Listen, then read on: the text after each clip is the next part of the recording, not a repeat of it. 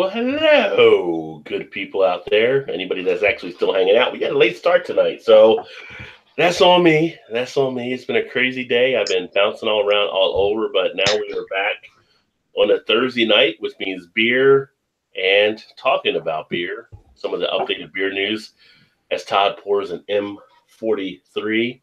Good Old Nation. Got some love for Old Nation. Old Nation put some good beers out there. Um, Today's just been a crazy day. I'm actually going to drink my last of this one, which I probably all hemped out, but it's the last Hemper HBA that I have here. So that should be pretty good. And of course, it is me, Rajay, along here with Joe from the Beer Patrol. And make sure you check out his station, his YouTube channel, the Beer Patrol with 2 L's. And then we have Todd here from Indiana as well. So how you guys doing tonight? Good. Doing good. Meant a few words, I see. All right. So let me go back and carry this a little bit more because I got broad shoulders. Joe's never heard that. Joe has never heard that before. A man, a few words. Never in my life. Never. Don't even know what you're talking I have about. to get Red on here and have him start talking. Anyway, just got done woofing down some Wendy's, so I had to get that out of the way. I haven't got a chance to eat, but running around. Good beer day today. So today, actually, at my day job, as we call it, we actually had a beer tasting. So we actually had all the different employees that wanted to come in for a lunch and learn and brought in beer and had them actually sit around, tasted it, discuss beer style. It was like, what? This has never happened here before at this company. So we had to give them like 1 ounce shots, but people were drinking different beers. We had the Breckenridge Vanilla Porter. We had the Voodoo Juicy Haze IPA. I didn't partake in the one, but I knew people would like it, especially the ladies. That was the Summer Shandy. Had that there. Had a little Warsteiner Dunkel. So a couple Rhine guys, some Mad Tree. And actually turned out to be a pretty fun time. I mean, well, it's beer, so I didn't have fun with beer. But people were asking questions. People were all into it, like talking about the history of beer and all that kind of stuff. So that was a great thing at lunch. And, of course, we had pizza there to go along with it. So what pairs better sometimes with beer than pizza? Then went back to work for a little bit. Then we had to go to a happy hour because we had people in from out of town. So we had a few beers there. I was able to get the Rhine Guys Sabretooth. Had enjoyed that for a little bit, double IPA. And drank another one from Highwire, their Juicy Hazy IPA, which was actually pretty good. Then from there, had to go meet with a new coming soon brewery and restaurant about doing their marketing, how to get their website and stuff launched. So saw them and then decided to have a shotgun wedding from Country Boy there. So and by the time I get home tonight, I'm ready to have some beers with you guys and get my beer on with the beer flow. So that was my day. How was your guys' day today? That's a shitty day, Rod, it sounds like. Yeah, sounds absolutely terrible. I hate that for you. I really do.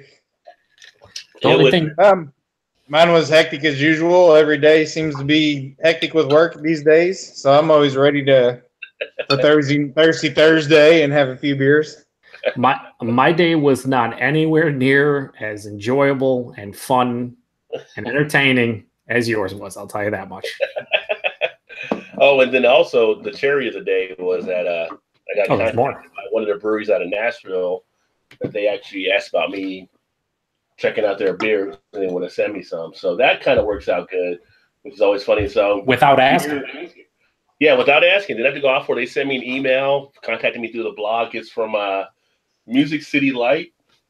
Pretty cool, actually. The beer was created by local musicians and venue owners with a branding as the Backstage Pass to Nashville. And they basically sell it all over Nashville. And it's got like a good community tie. And they asked if I wanted to check out some of their beers and everything. So I'm like, you ask a person that reviews beers or blog about beers, like, there's never a no in that type of equation. I mean, if you want to check out your beers, I'd be more than happy to do that and everything. It was so funny because they sent the initial email and it said, would you or someone or your team be interested? I'm like, fucking team? I'm a one-man show. I ain't got no team. I like that you think I got a team, but I ain't got no team. Come on, Rob. Rob, Yeah. we're your team. I don't we're your team. That's what I was thinking. Yeah, this situation, we are your teammates. If you just want to pass us the ball, we're on board. There's no I in team. Come on, Rod. Settle down, LeBron. Just get it under control. The new king of LA. So they said like the beer is sold all over Nashville from local hotspots such as Tootsie's, Bridgestone Arena, and the Omni Hotel. The popular chains is O'Charlie's and Walmart. I didn't know Walmart was a popular chain. I mean, that was a popular store, big store, but popular chain? Yeah. Don't know about that. Previous partnerships includes those with the Nashville Predators and the country music hitmaker Phil Vassar. So kind of looking forward to seeing that. That should be kind of interesting to see what they have to offer there. Checked out their webpage and some interesting look at the beer. I'm trying to think if it's going to be more of an adjunct type feel, but that's all right. We'll still give it a whirl. It's free. Yeah, it's free. Hey, even if it's shit, you didn't pay for it. That's fantastic. Did you find me on my wine tuber list now? Yeah, that's what they did. Because 85% of Rod's purchases are free, so that falls right in. This is the epitome of Rod as far as getting deals. Like, this is the upper echelon. He pays absolutely nothing, and they send it. I wish that was the case, but hey, it'll be a good to go. And that's the thing. That's what I like about when you do some of the beer stuff. And like I said, I didn't reach out to them. They reached out to me. I mean, we know people that actually reach out to some of these companies. It's kind of like, if companies want to reach out, that's fine. I'm not going to sit there and ask for it, but if it happens, be more than happy to do it. And I always just tell them, I'll give you a full unbiased opinion on it. So, because I feel like if you're asking for it, it's hard for you to be unbiased, in my opinion. Well, that's the thing is, yeah, I mean, if you're asking for it, it's under the pretense that you want it. Therefore, you're probably more gung-ho to give it a positive rating and good feedback. When a company contacts you because they enjoy what you do and they want your opinion on it, it's where it's at. That's how it should be. Definitely agree. We get anything else? You got any comments or anything out there? Anybody saying yeah. Hey, Todd, you reading these comments tonight, buddy? I can't see them. Me too. I also okay, I'll read them. Eric Gilbert says, cheers, people. Cheers, Eric. Also, sourest. Eric, sourest. Are we back to sourest? Is it coming up? Eric thought I said sourness or something. Sourness. I said sourest, even though it was slightly incorrect. It's still a word. Anyway, fuck Paul. Donner Pass Whiskey says, hi, Shotgun Wedding. Great name for a beer. It is. Welcome, and thank you for subscribing.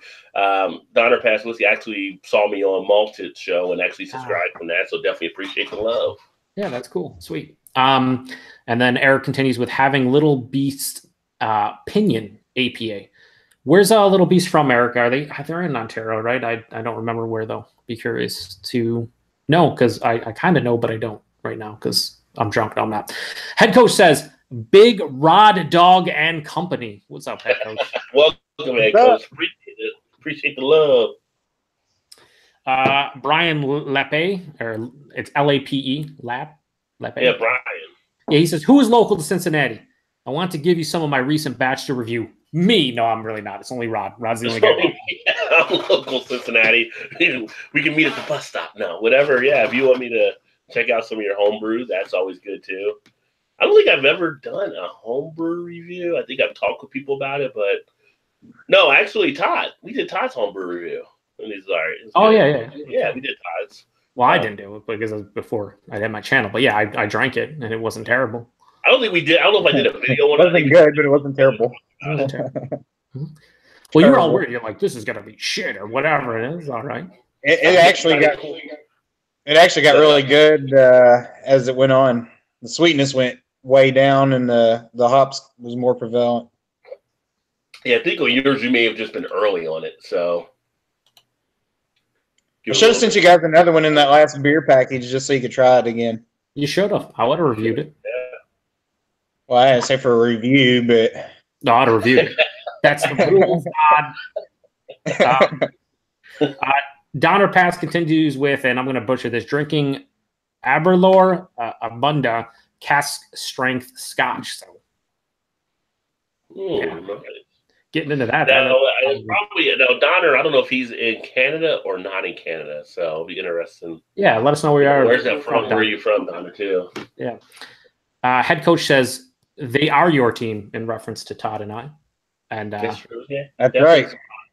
And also Jason Vore, he shows up and says it's Abuna. So there you go. He corrected me. Thank you, Jason. And then head coach says Rod equals LeBron. And he says, I say Rod is 6'3", 260 pounds. Oh, I wish I was 260. There was a time. But it's all muscle, right? So actually, if I got back down to 260, I'd actually be solid. If I get past that level, like people start like, are you like doing crackers? So like people are like, you're too skinny, you know. That's not cool. Like, be asking questions like that. That's so 80s. This is like meth now. What are you so 80s? It's true. It's true. This isn't Snowfall. Settle down. Ashley. No, next week or the week after. It's one of the 2 weeks, right? 20-something, yeah. I thought it was like I want to say it's next week. I thought it was the 21st. I hope it's next 20th. Week. Isn't it like is it Thursday? It's Friday. I think it's Friday. I think it's next Friday. 27th, yeah. Is it the 27th? Okay, then fuck me.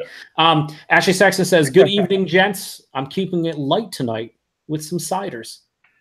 Well, Ashley, I hope you enjoy those ciders, Ash. I really do. A little more heavier than that Budweiser you drank on the houses.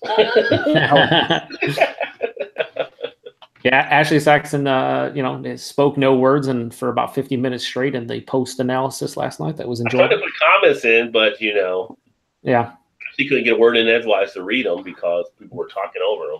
Never. That doesn't happen. I was feeling for you, Ashley. I was like, come on, Ashley, get something out there. And they just won't let him get a word in. Yeah. Head coach says, I subscribe to the Beer Patrol. Well, my condolences, head coach. It's all downhill from there. Yeah, I appreciate the sub, but don't expect anything good. It's all terrible. Eric Gilbert says, it's dank and it's chuggable. I think he said dank because he knows that you like to always mention in your reviews, do we use this word too much? Is it too generic? Yeah, that last one I just did, it was like, it just seems like it's out there, but it's like you responded to it, and I got to respond to all the comments and everything from the last videos, but you responded to it like it's a good general word to kind of cover the people know what you're talking about type thing. But yeah, I mean, it's just getting to play a lot though. I look at dank as if someone is drinking a beer and they're like, oh, it's super juicy. Yeah. I mean, I get what you're saying. It's like drinking fruit juice, right? It has the juicy qualities, but it's generic. Just like when someone is drinking a beer and says, oh man, this is super hoppy. What does that mean?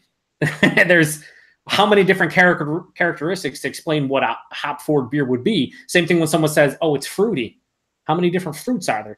It's a very generic term to kind of cover anything that, would resemble a dank character. So, I mean, it is super generic, but at the same time, I think you give a better idea to the viewers of kind of what the character is. But yeah, anyway, we have head coach says, he says, just so I can hear you say this, I'm a little schoolgirl with bright pink panties, and I love My Little Pony.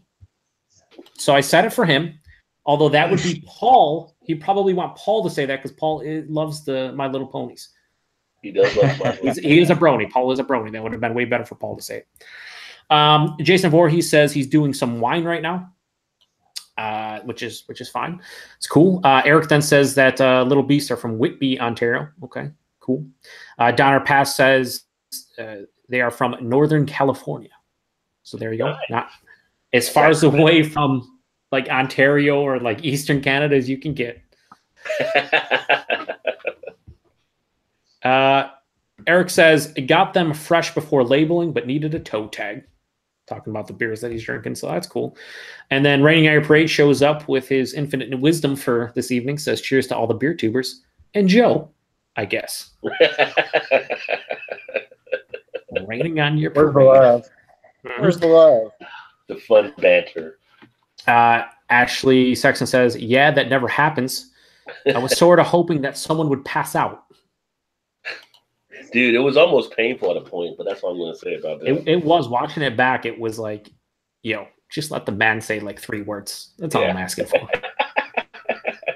It was like that thing was off the rails. Like, who's running this thing? Yeah. Head coach says Dank is smelly, earthy, and full of weed.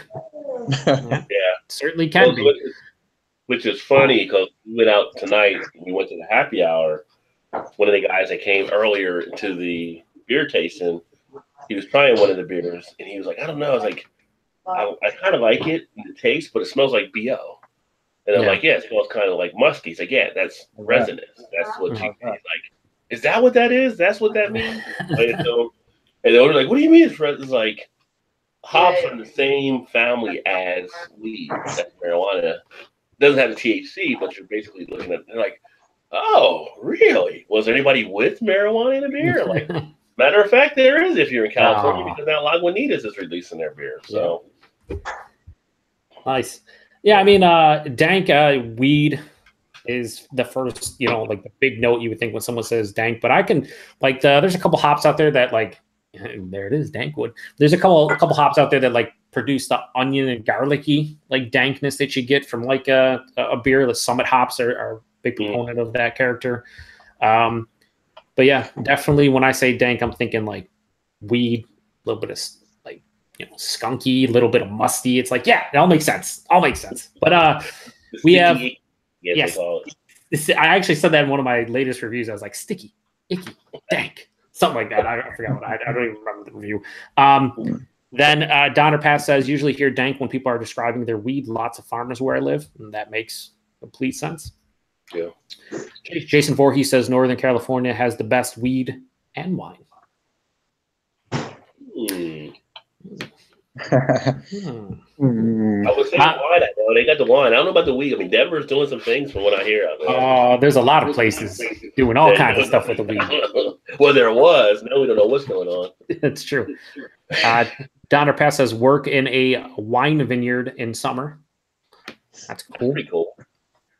Yeah. And then Jason Voorhees says, "Are you a drinker?" ? I don't know. I don't know who you're referencing for, Jason. Is it everybody, or are you talking to Donner Pass? Or Donner Pass says, "Love wine, beer, and whiskey." Nice. There you go. Right, all these wine comments is going to catapult you into the top 10, I think. Oh yeah, top 10 all day, every day. I did go with Hillbilly one of his videos and commented on one of the wines he had because that was a wine I actually did enjoy. But he was doing the white wine version. I actually had it when it was the Cabernet. It was a really nice little wine. I put some comments on there. So nice. Jason Voorhees says, "What's in a close and profile to Old Vinzen? Tried one from Gnarlyhead and loved it." I believe he's talking to Donner Pass. I'd have to think so. Head coach says, "My first dank beer was like a middle school locker room." Not sure I want to touch that one. On to the next. Yeah. Eric Gilbert says, "I smell that sticky, icky." And that's it. So we got. Eric Gilbert does well to try to guess the music on the videos that I've started. Oh yeah, he always throws musical references on my videos too. Like it's pretty fantastic. I actually did a local beer here that they after the review was open, I was like, are they referencing a song? And then I realized it was Peaches from the United States. What is it? The Presidents of the United States of America. And I was like, damn, I didn't mention the review because I wasn't putting two and two together. And at the end, I was like, wait, they were referencing that song, weren't they? Fuck. I missed that one. Yeah, like, damn it. But yeah. Old classic from the 90s. Yep. And that's all we got for comments for now. All right. Let's see here. You guys been watching the World Cup at all? Mm-hmm. Oh yeah, I watched that heartbreaking game yesterday for the English fellas and women. Yeah, I was disappointed with England. I was disappointed with Belgium. It's like a few days ago, you just swore like, well, it's probably Belgium and England in the championship, right? And then they both lose. But I was telling someone at work today, it's like, it kind of goes back. Like everybody was complaining about the game last Friday. Like they really didn't play. They put their subs in. They were just like, oh, we're both in anyway. We're not going to go out there. And it's funny, they both get knocked out now. It's like, dude, should maybe take it more serious. I don't know. Was it France and who? Croatia. Croatia. The powerhouse. Was the finals on Saturday? Sunday, Constellation Saturday with Okay. Belgium. Okay. Yeah, I felt bad having so many friends now in the UK and stuff like Craig and Peter doesn't really care, but like Craig was very. Greg's comment was hilarious. Oh yeah, talking about his dad. Yeah, he's like, damn it! Now I got to hear about what is it, 66 again for the next 4 years. What's going to be in the United States in what, like 2024 or something like that? 2026, I believe, isn't it? 2026. Mexico and Canada, I guess. Yeah, I think like Canada and Mexico each get like 10 games or something, and I think the states get the vast majority. And I want to say the finals are going to be in MetLife Stadium in New York City. Well, yeah, whatever, New Jersey, New York City. It's going to be close there. I think that's how it was supposed to, but I don't think they mentioned. I think like a lot of places in Mexico and Canada, I think they're going to be like there's going to be matches in like Calgary and Edmonton. It's going to be all over the place, so it's going to be interesting to see. Well, Cincinnati put a bid in also to try to get the games here. So, which I'm not really.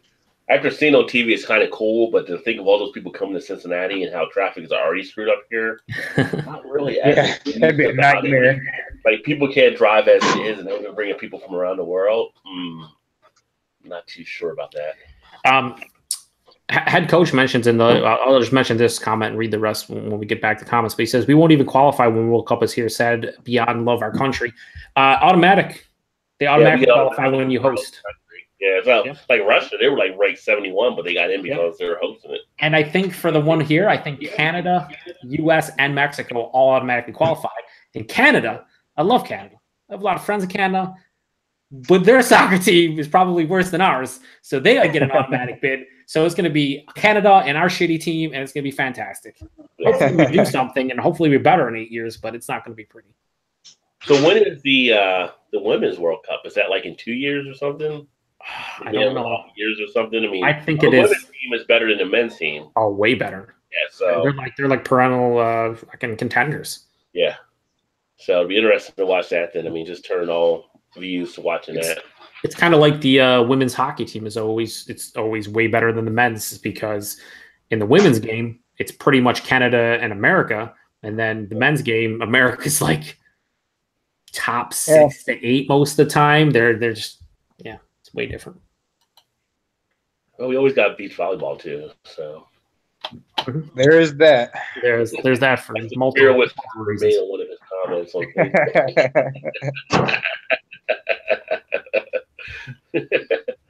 Nobody ever gets upset watching that on TV. I'm sure there's some people who do, Rod. We just won't talk about those people.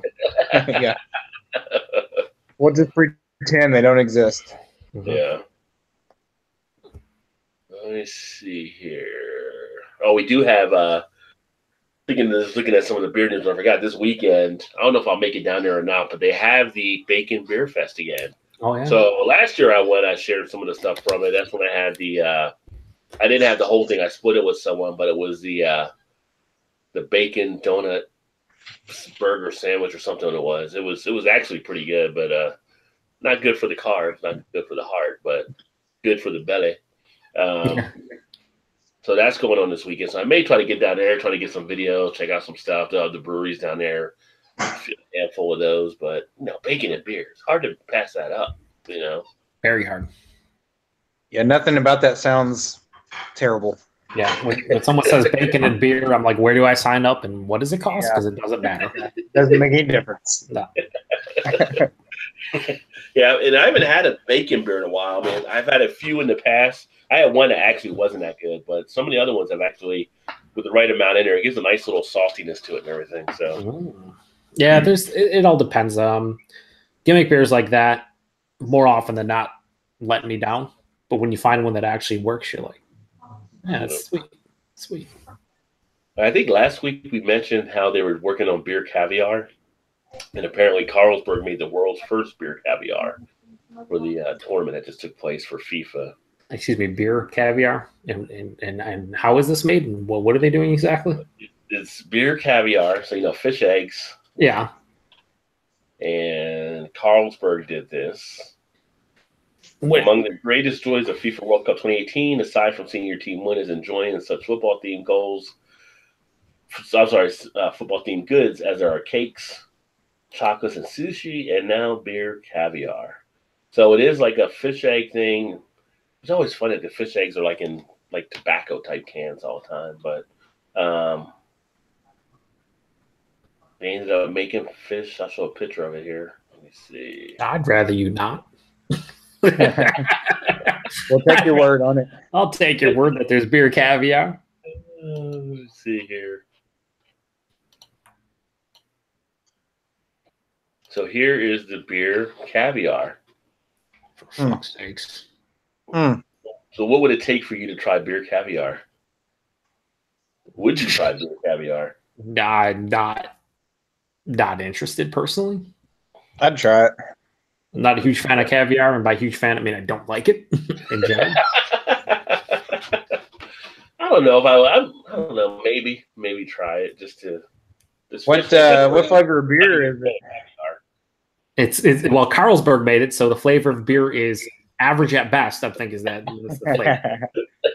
So it probably is inconsequential. It doesn't really matter. No. They just want to be able to say, "Well, we made beer caviar, but you're Carlsberg." Yeah, that's like it's a pilsner. Yeah, I don't. I mean, I've never heard anybody like I've never had any conversation with anyone like, what would be really great? What beer caviar? Like it would be just fantastic. We just had beer caviar. Never heard that once. Probably never going to hear that ever. You know what would be something cool? Beer caviar. See, that might have came out of a weed talking. It might have been smoking at that time. Someone came up with that idea, like, you know what, man? Weed caviar be some good shit. Yeah. That's a good idea. We could probably do that. And then that should have been like a Lagunitas product. The never-ending gimmicks of beer. They continue. They just continue. They said, first we choose Carlsberg's Classic Pilsner, a beer that most Danes view as part of their natural cultural heritage as the main ingredient. We'd have to get a few Danes to verify that. Yeah, that seems like a lot of BS to me, but okay. The team mixes the beer with sodium citrate and a tiny bit of salt. After blending in sodium alginate to thicken the liquid, we then let the mixture rest for a while. Then they dissolve calcium chloride in water and drop tiny pearls of the mixture in the bath. And then it says the beer caviar is made. So 5 easy steps. Sure. Yeah, it'd be interesting. Yeah, it would be interesting. All right. Yeah, they're going to be making weird things. I mean, once they made the one beer using the vagina yeast, or vaginal yeast. You just listen to what you just said. That's vagina yeast. Beer is great. No, I just made that one beer with vagina yeast. No big deal. It's like, what? No, I'm just saying, once you hit that level, everything is possible at that point. True. It's like we've gone too far. We can't go back. Like the bridge has been cut. We're here now, so let's just keep going further into it. And they totally are. Yeah. What would he come up with next? Oh, have you guys seen any of the Brute IPAs yet? Have they been? I know and Eric Gilbert because I want to say Collective Arts in Ontario who makes IPA number 5, Rod. Yeah. They're coming out with a brewed IPA. Lots of places are. That's the thing, right? The whole champagne feel, right? The carbonation being crazy high and blah blah blah. I haven't seen any of those. I've seen the ones I've seen have been out in California that they've been messing around with it, but nothing around here yet. Keyword. Yeah. I'd probably give it a try though when I see it, just to see. Although I'm not a huge Brute fan, I'm not big into the bubbly type action. I don't like champagne that much, so to have that in beer, which I've had some Brutes, I just haven't been as knocked back by them. You need to thoroughly enjoy like the mouthfeel or sensation of champagne. So you need it to be extremely carbonated. You need to be okay with that, and also like a bone dry finish It's pretty much what it comes down to for those beers. That's what they're going for, like super carbonation and a bone dry finish, and then regular IPA characteristics. But yeah, if you're not down with either of those, then you're probably not down with that. But I mean, you're going to see a lot of them. I'd imagine, there's going to be a lot of breweries, national breweries, that will come out with their own version of it. Hopefully, because the carbonation is higher, hopefully some of the bottles and cans and shit don't explode from overcarbonation. Like, you never know, right? It'll be interesting to see. Yeah, it's the next new style, I guess, right? Yeah. It'll be interesting to see how that plays out. Were you going to say something, Todd? No. Oh, there you go. Todd is basically our Ashley Sexton. There's times he goes 45 minutes without anybody noticing, and then he's like, "Hey guys, I'm here. Let me say something." I never get any words in edgewise. Yeah. A Czech brewery, actually, Mama Beer, alcohol-free, slightly sweet, has actually been created to help patients with breast cancer, which is kind of cool. So they made this like alcohol-free beer to help them cope with it, to kind of give the effects of beer, I guess, and also release a chemical into the brain or so. I don't know how the whole science thing is working out through it all, but essentially it helps to relieve some of the pain for some of the chemo patients. So that's pretty cool science there with beer. It's fucking sweet. That's awesome. Yeah. Got to salute them on that and everything. And then anything we got there on the comments? Yeah, a lot. So Donner Pass Whiskey says, not sure.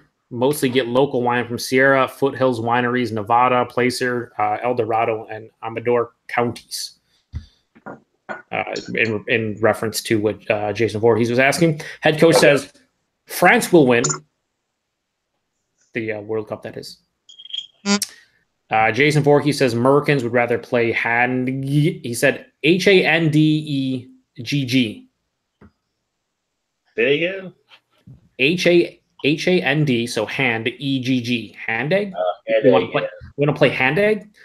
Yeah, we are all about the Handeggs. We don't use our feet for anything. Certainly not to exercise. As a kid, he used to play handball. Yeah, handball. I guess I don't. Okay, Handegg is actually American football. Okay, I've never heard that, honestly. So you learn something new every single day. So that's cool. Eric Gilbert says, no thanks to the World Cup around Toronto is going to be a mess. Yeah, it is. Toronto's already a mess as is when it comes to like traffic and whatnot. So with millions of people living in the GTA area. So head coach says, man, you guys are fucking funny. I think he meant funny looking. It's the passion. Is that funny, ha or do I amuse you? Donner Pass says rather drink beer and eat bacon. Really can't go wrong with that. Can't go wrong either way with it, yeah. Mm-hmm. Jason Voorhees says I eat caviar with my vodka. Rich man. Yeah. Eric Gilbert says he'll also try it and eat it. The beer caviar. Yeah. Then Jason Voorhees says, well, so what makes a difference? Does it contain beer or just produced by a brewery? Depending on which, I may try pairing it. Well, we've already covered it. So again, this was a older comment. Ring Eye Priest says, I will try anything as long as it's beer related. I miss tasting Niche doing the beer news every week. That's a fucking random comment if I've ever heard one. I don't know what Niche is up to. I haven't talked to her in a while, but she's out there in Oregon, right? I think last I talked to her. Yeah, last time. Yeah, Last time I spoke to her, we were in an offline hangout with a couple of the UK guys and stuff, and I recommended her go to the Fatheads Portland.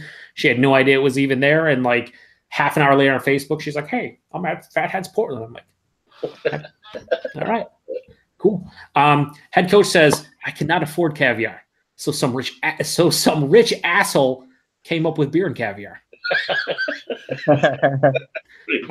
Pretty much is what it came down to, more or less. They're like, how do we make an affordable caviar? So yeah, they're like the craft beer drinkers. They'll drink anything. They'll eat anything. Doesn't matter if it has beer in it. They'll consume it. And then he says, I like Todd and Rod. Beer Patrol is by far my favorite. Look at you. You're a funny guy. I mean, you're a funny guy. Boo.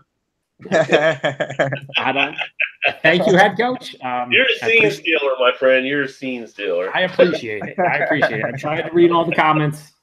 That's my job here. I get paid in absolutely nothing, but that's my job. Jason Voorhees says you can buy the cheap type full of dyes and other preservatives. I assume he's still talking about caviar.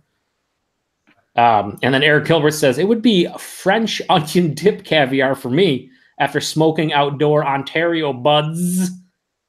Yeah, Eric devolved into the whole Canadian speak right there. I like that.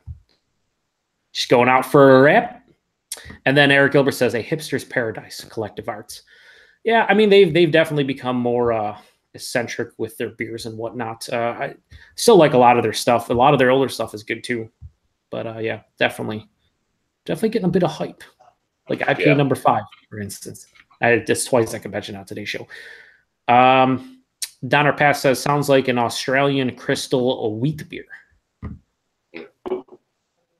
I don't know which beer they're referencing. Did we talk about a beer that would sound like that? Austrian crystal wheat. Mm-hmm. A brewed IPA. Fuck, am I stupid? Yeah, they're talking about the brewed IPA. Yeah, that's us. I mean, the thing is, like, again, they're gonna jump at like, oh my god, brewed IPA. Oh, it's brand new or whatever. Just overly carbonated and finishes like champagne. That's what they're going for.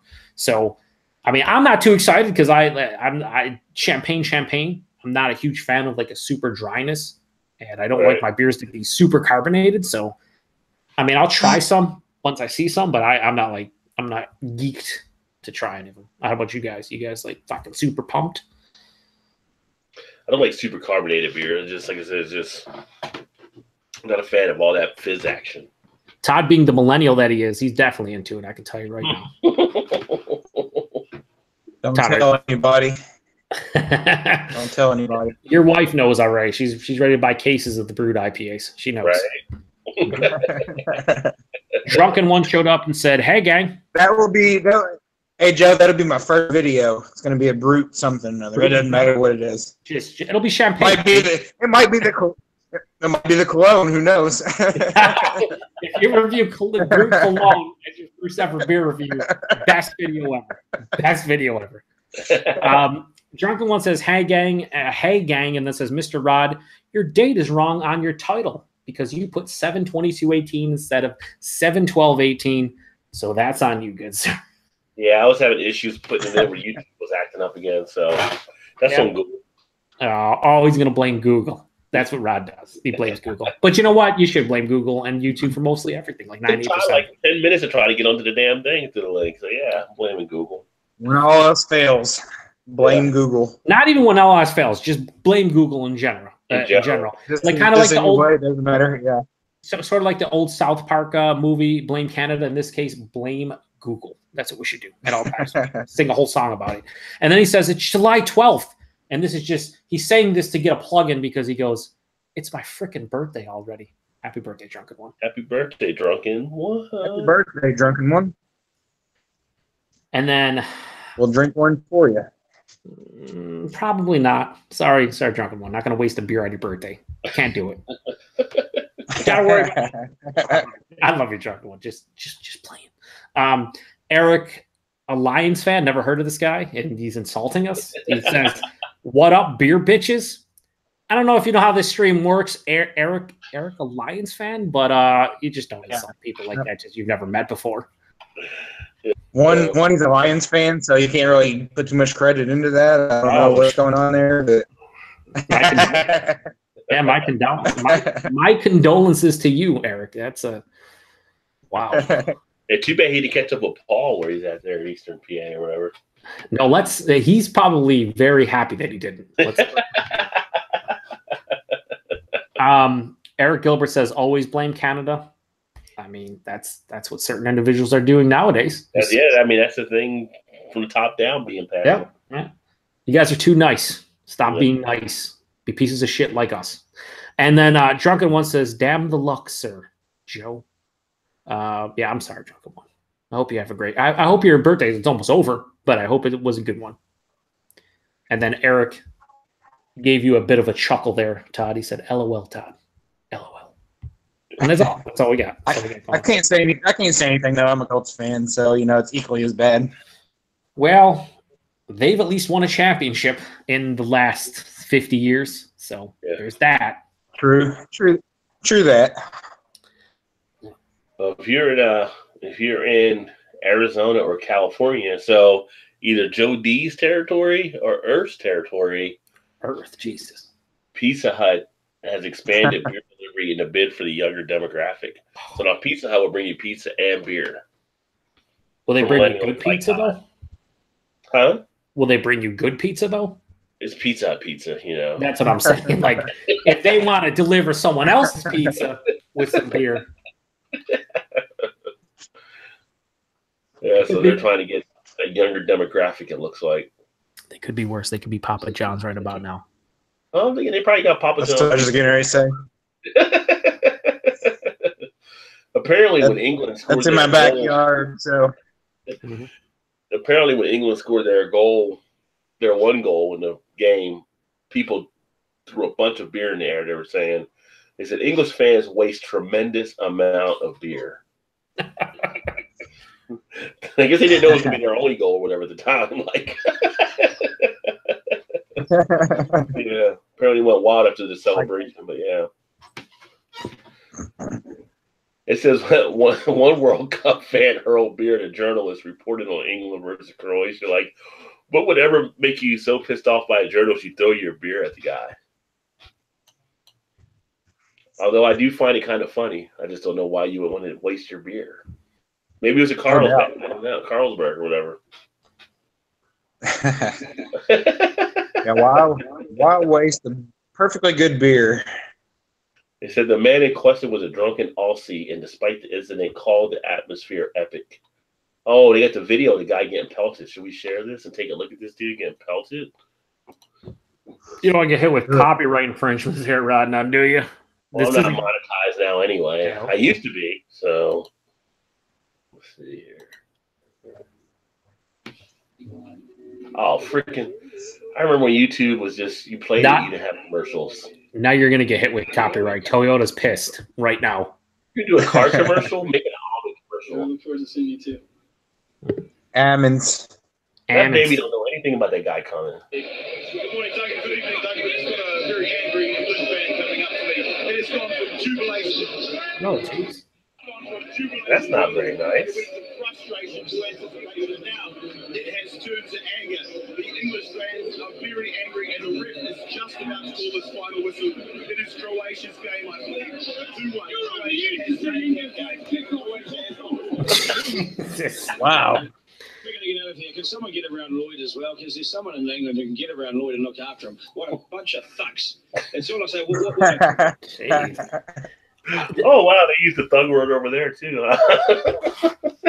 I do wonder if that guy used a pun or not. It sounded like he said the English fans are beery angry. I don't know if he did, though. I think he just said very angry. Notebook joke. No, but it would have been funny if he did, though, like joking around and then got hit right in the face with beer. That would have been funny. Yeah, I thought, like, when you said that, I thought it was like he, from afar, someone was throwing it, but like I was right in his face. Yeah, that's like more you threw the beer in the face. I mean, that's like a hurl. I mean, that was just like you threw beer in the guy's face. But the fact that he came back and got in his face was pretty interesting. Yeah, I mean, you see this all the time after big sporting events in the U.S. I've seen it many of times where fucking drunk fans just are either happy or overly excited, depending on what happened to their team. So, yeah, just a fucking game. It is. I mean, look, I love sports, but to, fucking assault somebody for any reason, and especially over sports, is just ridiculous. Yeah, I definitely agree. And you see that some of the NFL games happen in places like on the news where people are getting into fights, and I was like, really? Happens all the time at Bills games because they suck, usually. And on top of that, they're usually hammered because of all the tailgating once they get into the game. So we're not going to win this one. I'm going to get in a fight in the parking lot. Well, that's what most Bills fans do. They get hammered from about 7, 8 a.m. to, the kickoff at they start getting into the stadium at 12, 12:30. So like 4 or 5 hours of straight drinking. They get in there. The Bills are usually down by halftime and they're like, fuck it, we'll drink more in here. And then it never ends well. People get kicked out. They're having a great time. Regardless. Got to get their money's worth. Yeah. Does the Buffalo Stadium have a jail? One way or another. I don't think it does. I don't think it does. Philadelphia does, and I think Cincinnati does now too. They might at this point. I mean, they should have one if they don't. Yeah. Most places should, because I mean, I feel like you fucking acting up at a sporting event where you're supposed to be having a good time, all because you're liquored up and just so terrible. It's so terrible. It's terrible. It's a bunch of knuckleheads. Of course, they've never like pelted Santa Claus with like ice balls and stuff either. That's true. Although if you're from Philadelphia, they'll tell you we get a bad rap, and it's like you might, but you also earned a lot of that as well. You guys were throwing batteries. I mean, I remember when Michael Irvin potentially broke his neck on Veterans Stadium, and you were cheering at the fact that he was getting hauled off. Like, not that you were like cheering that he was injured, not like, oh, awesome that you're moving your arms and legs. Like, no, fuck you, Michael Irvin. I hope you don't ever move any of your. They were booing too when it was so long. I remember from that point. So, oh man, it's terrible. Yeah, it's very terrible. Philly games can be a little bit rough. Yeah, I think they've gotten better over the years. It was mostly 80s and 90s where they were crazy. Yeah. I can't really think off the top of my head too many incidents, where they went nuts. Yeah. Recently. No, I can't think of anything offhand. Nah, me either. A couple comments here. Eric says he thought he'd pop in and say, hey, he's going to hit the hay here in a bit. Got to catch my flight back to Detroit. Have a safe flight, Eric. Detroit Rock. Safe travels, Eric. Yeah, safe travels. Eric says, always blame Canada, especially for smuggling shoes. That's good. I like that one. And then he says, being nice is a cover-up in Canada. He goes, we'd love to talk shit behind people's backs up here. Oh, so you guys groom people up there too, huh? Corrupting everyone. And then Jason Voorhees says, in that way, you're more like Mexico and us Californians. I didn't say it. I'm just repeating what's said in the chat. Just to clarify. If anyone shows up or watches this later. Yeah. That's all we got. I'm scanning some of the different beer stuff. I'm like, not seeing as much out there. I did see locally, semi-locally, it looks like the Brewdog Resort's going to open up probably spring of 2019 now. Yeah. So rather than fall of this year, that was anticipated. So they got pushed back a little bit, it seems. But so I still think that'd be a great so the beer, thing to everybody gather up there. The Juice and Time beer that I sent you guys from Upland. Yeah. I saw something. I didn't get to see the full story on it. It coming like number 23 out of like 250. I don't know what the category was, but it was like some kind of ranking of some sort. But I didn't get to see. I couldn't. When I clicked on the link, it was just on Twitter. It didn't open up to the whole page, so I don't know what the ranking was. But it came in 23rd out of 250 for something. I had the just in time ahead of the what was the Nuggets that we got? OJ and Tropic. If you say OJ, we're not friends anymore. It was ahead of the Tropic Nuggets. It was right there, kind of close with the OJ Nuggets. I'm reviewing that one. But the Flapjack Nuggets. Oh, that was like pancakes in a can, dude. Was the Upland one I sent you all was the just in time, right? Yeah, that was just in time. Yeah, it was really juice in time. Yeah, juice in time. What the fuck is juice? It's juiced in time. I have not drank that. That actually I'm reviewing tomorrow. It's the last one from. Well, no, I got Flapjack Nuggets, but I mean it's not. You haven't done the Flapjack Nuggets yet? No, I just did the first two nuggets, and I got juiced down. Flapjack Nuggets, I can sit on that for 5 months. It's gonna be fine. It's gonna be fantastic. Doesn't matter when you drink it. But I'm drinking that next week. But the juice drink fresh. It says drink fresh. Well, fucking, you know what? Sorry, 415 North. I'll drink it as fresh as I want.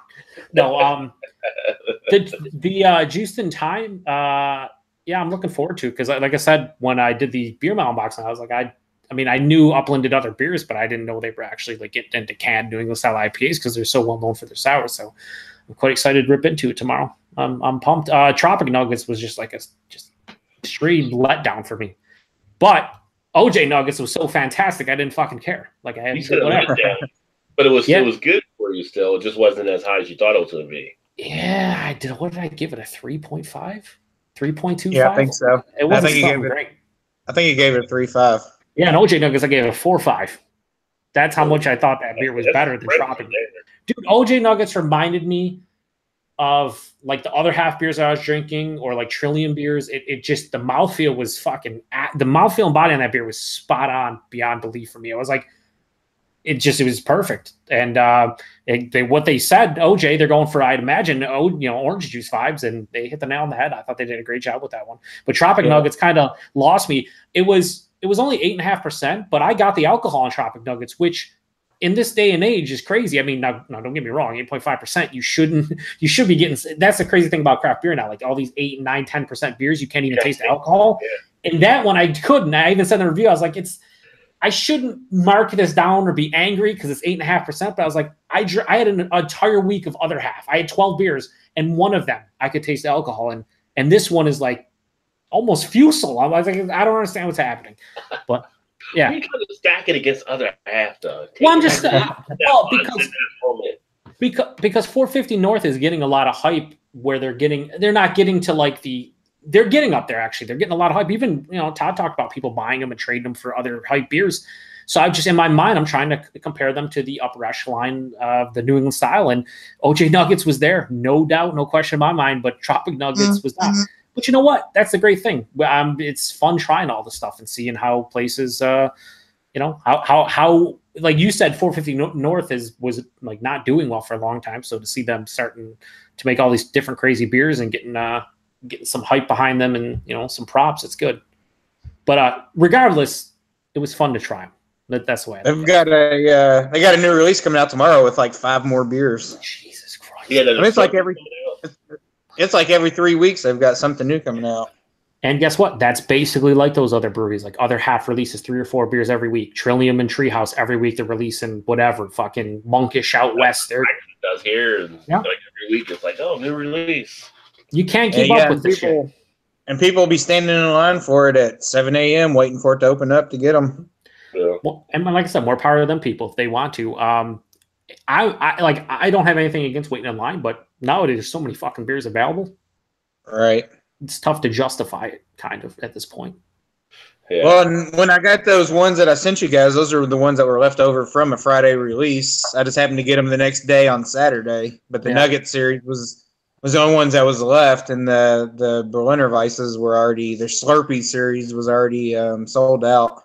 Those Slurpee series sound like the looks of them on their Facebook and Instagram. God damn. They are good. They are good. Yeah, they sound fucking amazing. If I can get my hands on some, I'll send you guys a special some extra ones at some point. Okay. I'll send you guys out a can of each or two. I'll make a special shipment just for that. Delivery. Yeah, my beer mails for you three are going out probably not next week, but the week after, and I think there'll be some Treehouse and Trillium in there. Oh shit! Gonna make room. Yeah. It should be fun. Should be fun for you guys to. I mean, I don't even care. I just want you guys because a lot of people always talk about the upper echelon of New England style producers or hype beers or whatever. So you guys can try. Like you got to add other half. You guys enjoyed it, so try these and see how they stack up because a lot of the local stuff nowadays is catching up, honestly. So just to see how you feel. Joe, I totally messed up on your box. I just discovered tonight that I had an extra blackberry chip graters ice cream. Right. Yeah, I wish I would have put that in the box for you. You shouldn't have told me that. You shouldn't have told me that. No, God damn it. I know. I can save it for you if you want. I mean, I'm down to try it like 6 months age. I don't care, whatever. I'm sure it's fine. It's not like it's a hot beer. Right? Yeah, it doesn't have coffee or hops that need to be drank ASAP. So, yeah. Rod, have you had that one yet? Have you had that Braxton one yet? Blackberry one. That one was a little bit better than what he did last year, but yeah, I agree. The sweetness of it, though.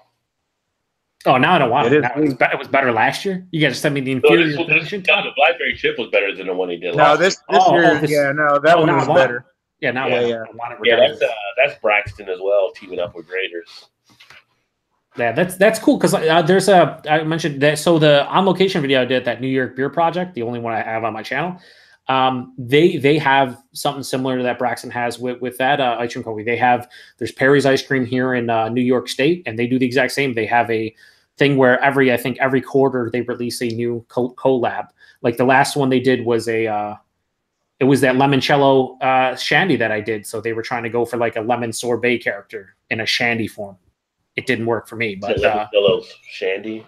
yeah, and it was that it wasn't good. I didn't like it. Well, it's got shandy in the title. So. But the cool thing is all those like $1 from every single pint of that goes to I forgot some charity. So it's at least you're supporting something good. Yeah, So, but aside from that, I was like, yeah, they actually did like a peanut butter Panda Paws one. I like the problem with them, like as opposed to Braxton cans their stuff, right? And they bottle their stuff. This place, all they do have is draft releases. I don't think they have crawlers, but like I always want to go buy 32 ounces. Yeah. Hey Rod, what's going on with Listerman? There for a while they were releasing stuff like every other week also, but they kind of died down a little bit, it seems. I mean, they're still moving beer. I mean, they're kind of like, they don't try to be like the we're out for the dollar type thing. I mean, they're a great community brewer that's making the beers they want to make, and people are buying them when they enjoy them. But when they do a release, they haven't done anything recently, like you said. But when they do a release, people will line up there like at 5 a.m. Like they don't open. Oh yeah, people are lined up. Like even the guys when I was talking to them last night, I did a release, and they're like, I don't know why these people are here. Like they line up, like they just line up early. Like we didn't even open for like 7 hours, and these people are out there. It's like, yeah, have your beer. I mean, doing bottle shares in line and whatnot. I've seen videos. You're like cracking up, like these people, like what? Don't they have other things to do in the morning before? Yeah. Well, I know it seemed like it kind of started with that IPA that they came out with for that Fiona Hippo or whatever. And then they had a follow up to that as well, but they had other stuff before then. And, that Fiona, like, because it took off like nationally, people were seeing it, so yeah, that brought a lot of attention. It just seemed like there for a while last summer, towards the end of last year, they were bringing out like different IPA, like the Biggie and the Tupac one. They seemed like they were coming out with new stuff like every couple of weeks. It seemed. Biggie one was really quick hit here, and the Tupac right behind it. So I would have liked the Tupac one for sure. That's good. So what did they have? Like a picture of Tupac and Biggie on the can or what? It was a name they're kind of like play off one of their songs or whatever. I forgot what it was. I go look it up. Yeah. I'm curious. Yeah, you should look the cans up, Joe, because they're actually pretty cool cans. Do you ever go over and get much stuff from them, Rod? Since you're just right there? Not usually, because I'd have to drive. I mean, I don't got to drive far. It's like 25 minutes, 30 minutes from here. But I passed so many other breweries on the way. I'm like, I'll just stop here. Right. Yeah. If I was closer to them, like I would be over there a lot. We got a new one here that's called Street Side that really put out some good product. I did a whole location with them the first time I went there, and they were like, all their beers and their flight were really good. So I'm like, I need to go down here and try some more stuff. And they're kind of like a Listerman type play. We're getting the home brew is a home brew store as well there, so you get all your home brew supplies and everything too. Oh, nice. We get Rheingeist is in Indiana now. Yeah, Rheingeist is weird though. Rheingeist is like Indiana, Kentucky, Ohio, and Massachusetts. Really? Yeah. So like you skipped. I mean, it's distribution channel, but they're like in Massachusetts, which is just weird. Like how they got set up there. But I think they're using the same distributor as Sam Adams, because Sam Adams has a location here. So that's probably why they're up there. We just recently got it in Indiana, though, not that long ago. I used to have to go over to Louisville to pick mine up. Oh, really? Yeah. You can go to Louisville for a few of the beers there. Well, I can go. Yeah, I go over there and get, Mad Tree, Rheingeist. What else? Shoot, what's the big sour? Or not sour? Was they do a bunch of sours? I think Cincinnati. Urban Artifact. Oh yeah, Urban Artifact. Yeah. Actually, I think we get those here now too. I think maybe, if I'm not mistaken. The Biggie one was double. They got a double dry hop Biggie. I'm looking at all Listerman stuff. They pay a big time homage to the Beastie Boys with a shit ton of different ones. They have Sabotage is one of the more popular ones. The Biggie one, obviously, 99 Problems, but a beer ain't one. Jay-Z. What else do they have? Pinky's Out, Joe D. They have a Pinky's Out beer. So I feel like that would be right up his alley. I'm on a boat from the Lonely Island. Intergalactic IPA, again, the Beastie Boys. Tricky. With the Hop-O-Matic. Yep, Tricky. What you call it? Run DMC. What else? I just saw another one. No Sleep Till Norwood. No Sleep to Brooklyn. The Message. Classic, right? That's old school hip hop. Old school, yeah. Yeah. Bring the Hops. Another one. Yeah, they have a lot. Like they have a shit ton of them. Oh my lord. You see, hey Rod, they're right there. Aren't they right next to like Xavier University? Yeah, they're right there. Oh, I didn't even see that one with Tribe Called Quest. I left my wallet in El Dorado. Yeah, I mean, they have a lot of references to musical acts. Let me read these comments real quick because we got a couple. Eric Gilbert says, LOL, our feet get cold during the never-ending winter. Talking about Canadians in general. And then he says, give me that purple drink. 4 packs of purple Kool-Aid to 1 cup water. Jesus. Yo, that's crazy. And then Equal Opportunity Gun shows up. Welcome back from last week. And he says, just got a chance to pop in. What are you guys drinking? What's happening? Well, me being on the healthier lifestyle, I usually stick to 1 beer, sometimes 2, but I finished Founder's Porter. It's all gone.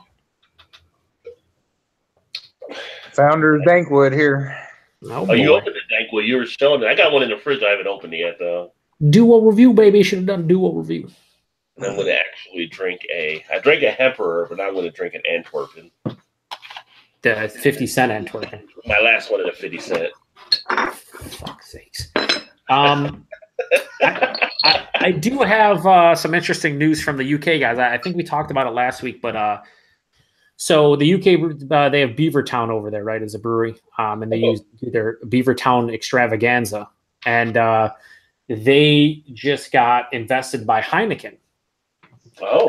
40 million pounds of investment, and a lot of places pulled out after the announcement, saying they can't support that and whatnot. And obviously, a lot of people were upset because they bought their tickets and they didn't know if they were going to get refunds and whatnot. Well, it turns out they actually ended up refunding people's money if they wanted.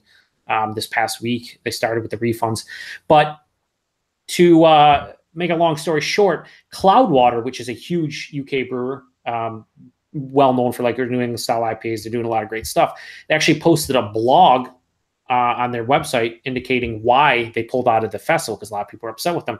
It's called Tough Calls in a Bigger Picture. It was posted on June 25th. In this blog, they actually highlighted a lot of things that like the Heineken Corporation has apparently done in the past that I was oblivious to. They make mention and link to different articles where the paragraph says, your favorite breweries haven't ever used a brand to hold taps back from Irish craft breweries whilst mocking them, or received a 31.5 million fine, 31.5 million pound fine for breaking competition laws in Greece, or been accused of allowing the widespread sexual abuse of employees, or agreed to a financial settlement with workers in the Democratic Republic of Congo after being accused of collaborating with a rebel movement to breach workers' rights, or been challenged over involvement in labor broking practices in South Africa. And then they further reported that they had detailed relationships with dictators, tax evasion, human rights failures, and even operating with genocidal regimes. And like they have links to all these articles and stuff. And I was like, I was honestly oblivious to all these, because people talk about how AB InBev is this big monster. It does all this stuff. And they just are like, well, Heineken's not as bad. Apparently they're not. They're not that great either. So, but they do have Benicio del Toro on the commercial. That's true. Which I still want to see. Sicario. I haven't seen the first one. No, me either. Have you seen Sicario? No, I've not seen the first one as well. Nope. There's nothing to talk about then. That was Sicario because we haven't seen it, but No spoilers for people who've seen it in the comments. Please, no spoilers. although technically, if they have a second one now, we didn't see the first one. We're kind of No, that's not on us. That is not on us. Like that's on us. Yeah. No, that does not give people the right to spoil it for us when they know. That's not a couple more comments from the guys in the Redbeard shows up and goes, "What be going down, people of the world?" What's up, Redbeard? What's up, Redbeard? Drunken One shows up and says, "Be back, spreading the love," with a smiley face. Don't know what that means, Drunken One. Hopefully, it doesn't mean what I think it means. I think he's making wrong to other channels right now. Let's hope that's what he means. If not, it's his birthday. So I mean, that is his birthday, right? Equal Opportunity says Michigan beers popping tonight. Yeah, I get the I love Michigan beers enthusiast shirt on. He goes, just cracked a Perrin passion fruit goza, a little sour but a good song beer. Nice. So Equal Opportunity, you're in Michigan. I don't know if you mentioned that last week. Goza. But that's awesome. I like Perrin. I like their Vietnamese no rules Vietnamese porter. Yes, very good. Yeah, that's an awesome beer. Eric sent us a couple fruited IPAs that were they're more of like a fruit beer than an IPA. I found them to be. Right. You know what IPA means? Yeah, they were. I mean, they weren't bad if you looked at them as a fruit beer, but like an IPA was like, nah, bro, nah. Like not so much. Amateurs here. Yeah, nah. Maybe through would you Miller Lite? you triple dry hopped it with 3 hops. I don't know. You need to go over and check out. They're doing their IPAs. Yeah, but there are no rules. No rules is fantastic. Eric Gilbert says having Strange Eons double IPA from Little Beast, another Tote bottle. How did you acquire those, Eric? Did you just go to the brewery and they weren't canning them, or they didn't have labels made for them, or what was up? And then Redbeard says evil early work tomorrow, sleep soon. The frowny face. I'm like freaking Yoda. Sorry, Redbeard, that you have to go to sleep so early. Oh, that's why it's called a job and not fun. That's why it's called shave your beard. JLB. But I did start watching last week. I don't know if you guys have watched this on HBO yet or not, but Sharp Objects. I DVR'd it and then I deleted it because I said, "Fuck that." Is it good? Should I? Good. I think it's the same person. We watched it. Yeah. Is it worth it? Like a little bit of a freaky, like thriller type, haunting or something going on there, kind of like these flashbacks and stuff, but it's kind of like just some weird stuff happening with it. It was actually pretty intriguing. So my wife read the book. Yeah, it's pretty good. It was the same one that did the what was the movie? Is Ben Affleck in it where they framed him for like murders? His wife was trying to frame him for murder. Gone Girl? Is it Gone Girl? Yeah, Gone Girl. So it's the same author, I think, that did that one. Yeah. Did this one. Yeah, it was intriguing. I'm definitely going to watch it again this week for sure. A little bit of intensity to it at that point. All right, so you guys are saying that I should probably watch it on demand then sometime in the next couple of days and then set the DVR for Sunday. Is that what you're saying? I would. Yeah, I would. Okay. All right, because I had it DVR and I was like, I don't really want to start it. Whatever. And then I just deleted it. And now you guys are telling me that was a mistake. Motherfuckers. We have any of you guys watched Goliath? I have not watched Goliath. With Billy Bob Thornton. No, is it good? I've heard about it, but I haven't watched it. Is that on Amazon? Is that on Amazon? No, yes, it's on Amazon. Yeah. I was thinking Hulu, but no, it's on Amazon. It's fantastic. If you can watch it, I highly recommend it. What season is it in? Second season. Okay, so it's not that. I love when people tell me about stuff and they're like, "What season?" Season 6. I'm like, God damn it. No. I can't run through 70 episodes. Like, well, maybe if I'm laid up in a bed somewhere else. Yeah, maybe once I have my open heart, I'll have all the fucking time to watch all the everything. Especially if you like court court case type things or whatever, because that's basically what it is. Like lawyer stuff. It's really good. Nice. I still gotta watch Luke Cage. I haven't watched Luke Cage second season yet. Oh man, I can't watch all the fucking comic book stuff, and there's so much of it. There's so much. It's just never ending. Netflix has it. This place has it. Fucking 75 different shows on network television. I'm sorry, DVR like Cloak and Dagger. Like, what is this about? I don't know. It's Marvel. DVR. It's Marvel. It's part of the universe. We'll figure it out later. Yeah. Is that one any good? I haven't watched it yet, but I got like 6 episodes DVR'd right now. I heard good things about it. I just haven't watched it yet. Because to me, Cloak and Dagger, I think of the old movie in the 80s. Yeah. Oh man. I will say this though. I'm looking forward to Snowfall returning because I really like that. I'm glad you guys turned me on to that. That show's great. That show's great. I've been watching Preacher. That's a little bit over. I watched the first season of that, and then it was kind of, I don't know, I just kind of lost interest in it. I don't know why, but. Well, if you're trying to make sense of it, yeah, good luck with that. Just spilled some beer. Oh, boy.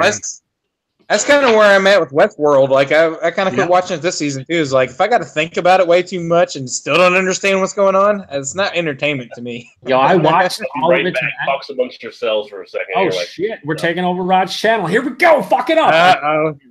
Downhill from here. I'll read some comments here while he cleans up the spillage. But I agree with you, Todd, though, with the whole Westworld thing. I did finish out the season, but like the last 4 episodes, I don't know what the fuck was happening. Like I felt like you ever see Jay and Silent Bob Strikes Back? Yes. Where Tracy Morgan's in there and fucking Jay says something. He's like, I don't know what the fuck you just said, little kid, but you're special. That's how I felt about Westworld. Like, I was like, I don't know what just happened, but like, I guess I liked it, but I don't know. Like, I don't know. They went somewhere. I thought maybe I was the only one. Like, I was like, okay, maybe this is just above my train of thought or thinking, or I'm just not smart enough to watch it. I didn't know, but I was like, I just didn't enjoy it for a while because it was like way out there. I didn't know. Just too many things going on at once. That's all. It's like there was like I know Rod talked about like the timeline and stuff, and I get that, but it just felt unnecessary. Like every episode was just filled with stuff to confuse you, and I was like, I need a break here. Like the first season was fantastic. The second season, I was like, I don't even understand what's going on here. What's real? What's not real? Where's all these? What's going on? I didn't know. I was like, I'm done. I haven't, needless to say, we recorded them all, but I haven't watched any more since like episode 5 or whatever. I'm gonna give episode 3 or season 3 a go, depending on. I'll see how it starts, but like they ended it okay, but there's still a bunch of open-ended stuff. So I don't know how they're gonna start season 3. I don't even know what they're gonna do next year. It's gonna be weird. I'm looking forward to Ozark. Did you watch that? No, I gotta watch or on Netflix. No, I gotta watch season 1 of that as well before it starts up. Season 2 starts in like a couple weeks, I think. I might have to binge watch that in the next couple weeks. Get to the comments here while the beer emergency is taken care of. Equal Opportunity says he's in the Detroit area of Michigan. Parent No Rules is a great beer. Yes, it is. Also, one of my favorite breweries in and around the Detroit. Well, they're in Warren, but Kunin, Hands, as some people say, but Kunin's brewery. They're awesome in Warren. I love all the stuff they do there. Have you had any of that stuff, Equal Opportunity? And then Redbeard says, you burn in hell. That's not nice, Redbeard. Wow. That's not nice, Redbeard. And then Equal Opportunity says, Goliath is awesome. So he's into it. That's cool. Who said that, Redbeard? No, Equal Opportunity. Oh, Equal Opportunity. Yeah. That's really good. Highly recommend. Sweet. I'll have to look into it for sure. Eric Gilbert says he took the bus. This is for his Little Beast beers that he has with the toe tags on them. Says he took the bus to the distillery, had samples, and they were just bottling for the after work rush, and I got them pretty fresh off the line. So that's sweet. Can't really beat that. Earth shows up and says, "What's cracking, people? What's up, Earth?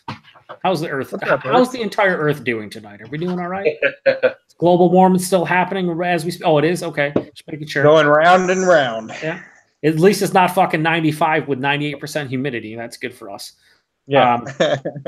Where's that? Yeah. You'll be here probably next week or the week after. It's coming back. You know it's coming back. Eric Gilbert then says he's got the pale ales fresh and a dry stout. The stout was a bit too fresh, but still good. Too much of a fresh dry stout.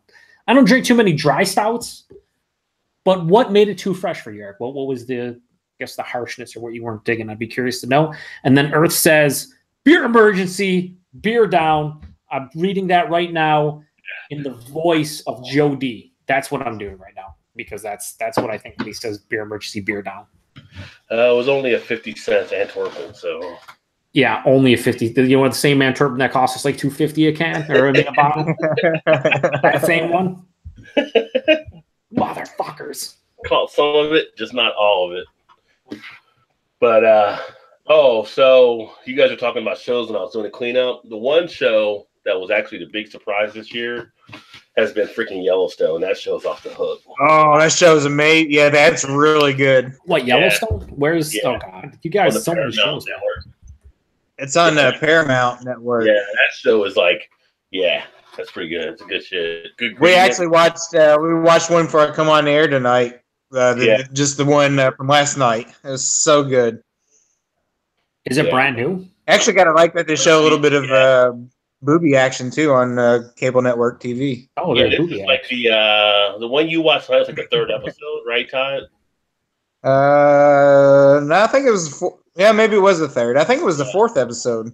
I haven't watched it yet, so DVR tonight. But I got to I saw because it was off for last week because of the holiday. Right. Yeah. But I'm like, they showed the preview. I'm like, what the hell is he doing in prison? So now I got to watch it and see what happens here. Yeah, that's a really good show too. It's got Kevin Costner in it, Joe. If you're not familiar with Yellowstone. Yeah. No, I'm reading up on it right now, boys. Okay. It's just number one drama of the summer right now.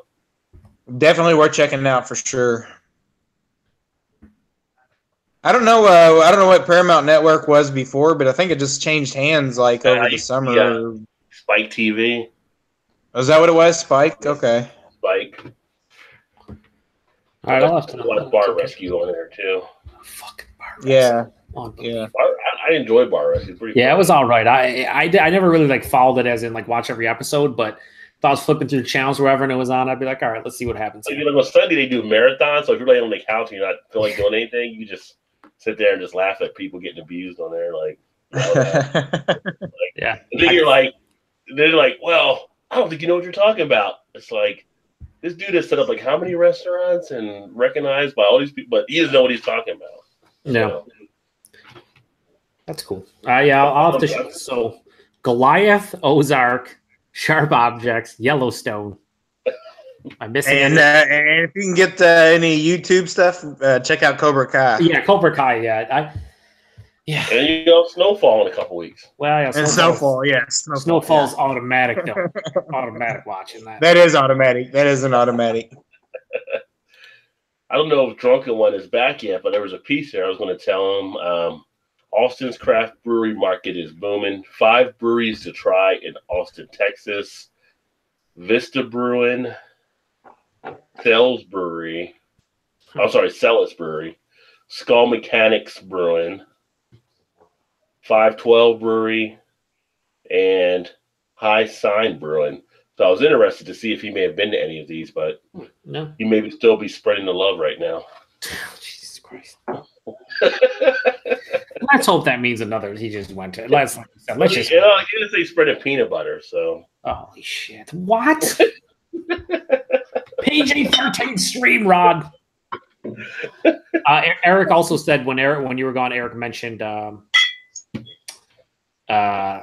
he was talking about those beers he got them fresh off the line after work, and he said one of the dry stout he got was a bit too fresh, and I asked him what he meant by that. And he said it was a bit vegetal, but it calmed down as it got air in the glass. Yeah, it's interesting. That's one thing I will say that I'm experiencing, and I know Rod, you can speak for this or at this. Todd can't because he doesn't have a fucking channel. But settle down, Joe. Settle down. You can speak for it too, honestly, Todd. You can honestly speak for this too. It doesn't matter if you have a channel or not. But when you're reviewing beer, and you don't do the whole like Eric does a lot, and there's other guys that do it where they sit down for the beer, so they'll open up, crack it up, whatever, take a few sips, and be like, all right, I'm gonna go, drink on it and come back, half an hour later, whatever. There's a lot of times when I do crack open a beer, and we're trying to do reviews under 10 minutes and whatnot, and you get to the point where, like, as you not even let it warm up, but just let it breathe in the glass, or it changes significantly. And it's like, man, this is like a completely different beer 10, 12, 15 minutes later than what it was when you're drinking it earlier. I almost feel like it's happened quite a few times to me lately where, like, I have the visceral quick reaction to the beer doing the review, and then afterwards my opinion will actually change by a significant amount. Do you ever have that happen to you, Rod? I feel like it has to happen at some point. No, because I know what I'm doing now. Listen here, top 50 wine tuber or whatever.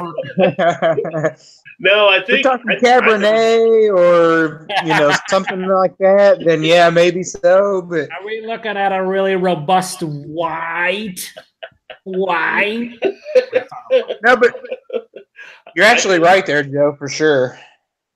I usually drink through when I do the review, probably about halfway through the beer because I get the picture and stuff in usually. But I don't know. I open it at the temperatures where I expect it to be served at or where it should be served at. Me too. So I'm usually at that point. So if I let it go any longer, it's actually going past the point of what even the preference may be to serve that beer. So I don't worry about that along those lines. I go with the initial thoughts on it and kind of build it out from there and stuff. So. And then if I come back later and anything else strikes out to me, then I may write that up in the description or on the blog that I'll add stuff in there as well. That makes sense. But I want that initial reaction. Like when you went to school, they'd always say, go with your first answer. Don't change your answer. Yeah. I kind of go through stuff, and by the time I give my answer, I feel solid in it. Then I don't want to go back. I'll go back and change it usually. That makes sense. Yeah, I mean, for me, I'm the on-air. Sorry, Eric, I love you, but you can't drink all your beers at fucking 32.3 degrees or whatever. Because a lot of times Eric will pull it right out of the fridge and pop it and just be like, "Oh, well, I'm not getting a lot." It's like, well, that's why I tell him with the stouts, like to let it warm. He's like, okay, Rod, you're right. I should let it warmed up. It's a lot better. Like, dude, if you think that cold, you're going to waste the beer. You're going to waste the part of it.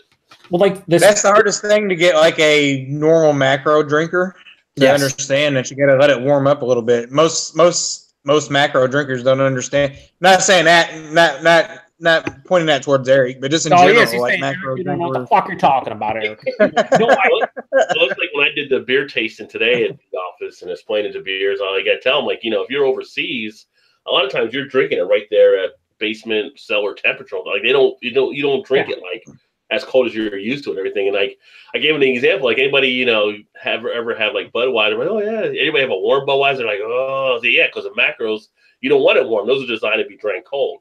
Well, craft beers, they actually will grow better as they are actually warming up. They're like, oh, all right. So I like to know how to actually go after tasting that type of beer you're working with.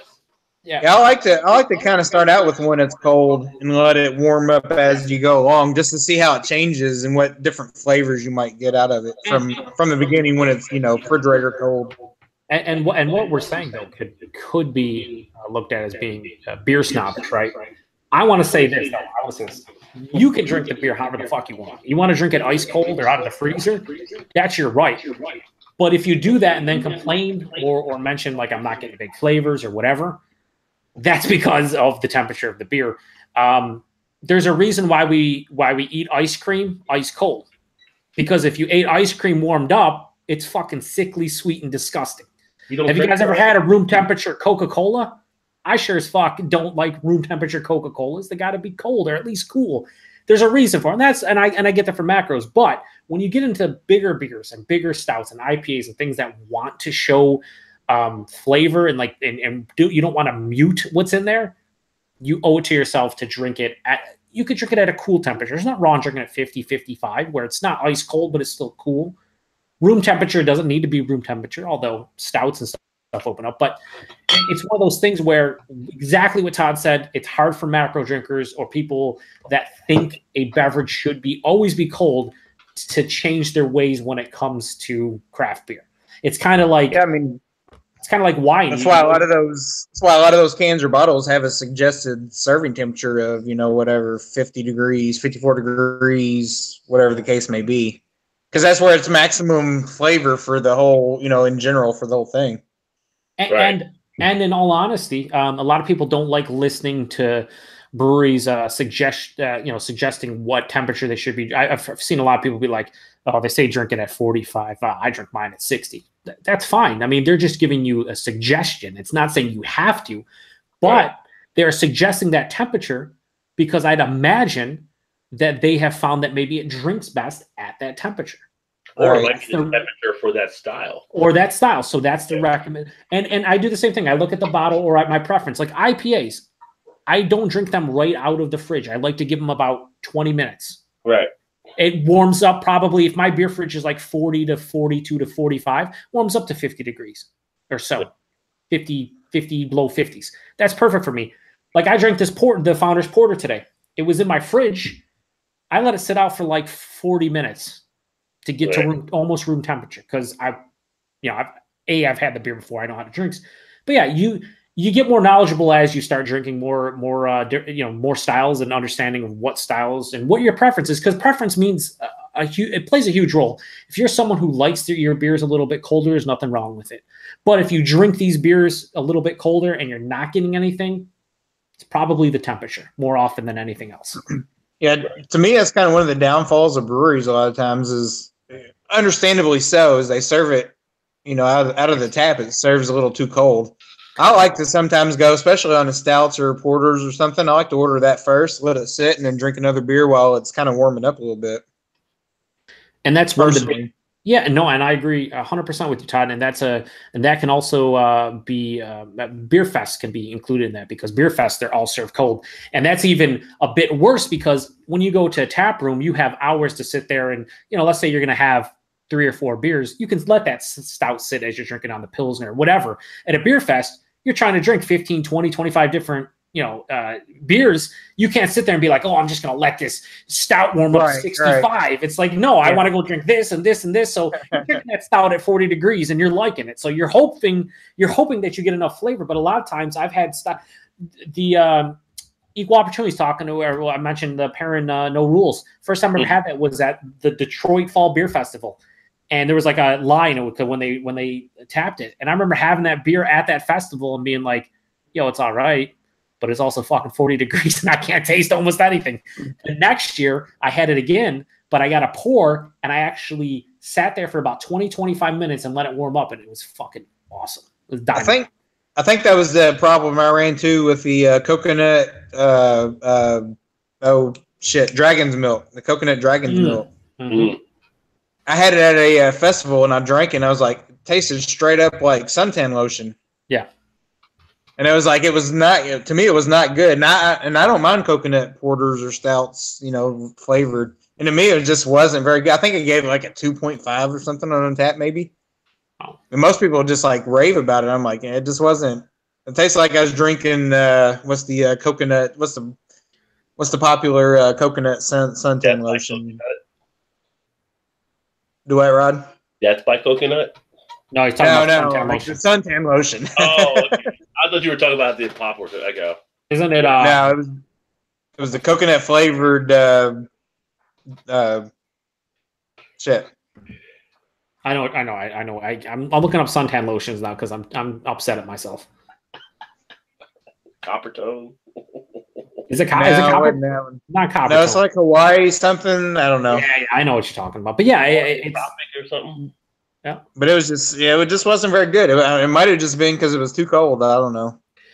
Yeah. Get back to that point anyway. Yeah, the beer fests and breweries, but they have to serve them cold and they got to keep them cold and, make sure whatever. But like, it's one of those things where when you have control over it at your home, that's where I try to, pop them, crack them open where I think the temperature should be personally, and whatever the brewery suggests as well. So, and you're right, Joe. It does kind of sound snobbish, but that's what the brewery recommends. So why would you not drink it at that? Yeah. If you can drink it at that temperature.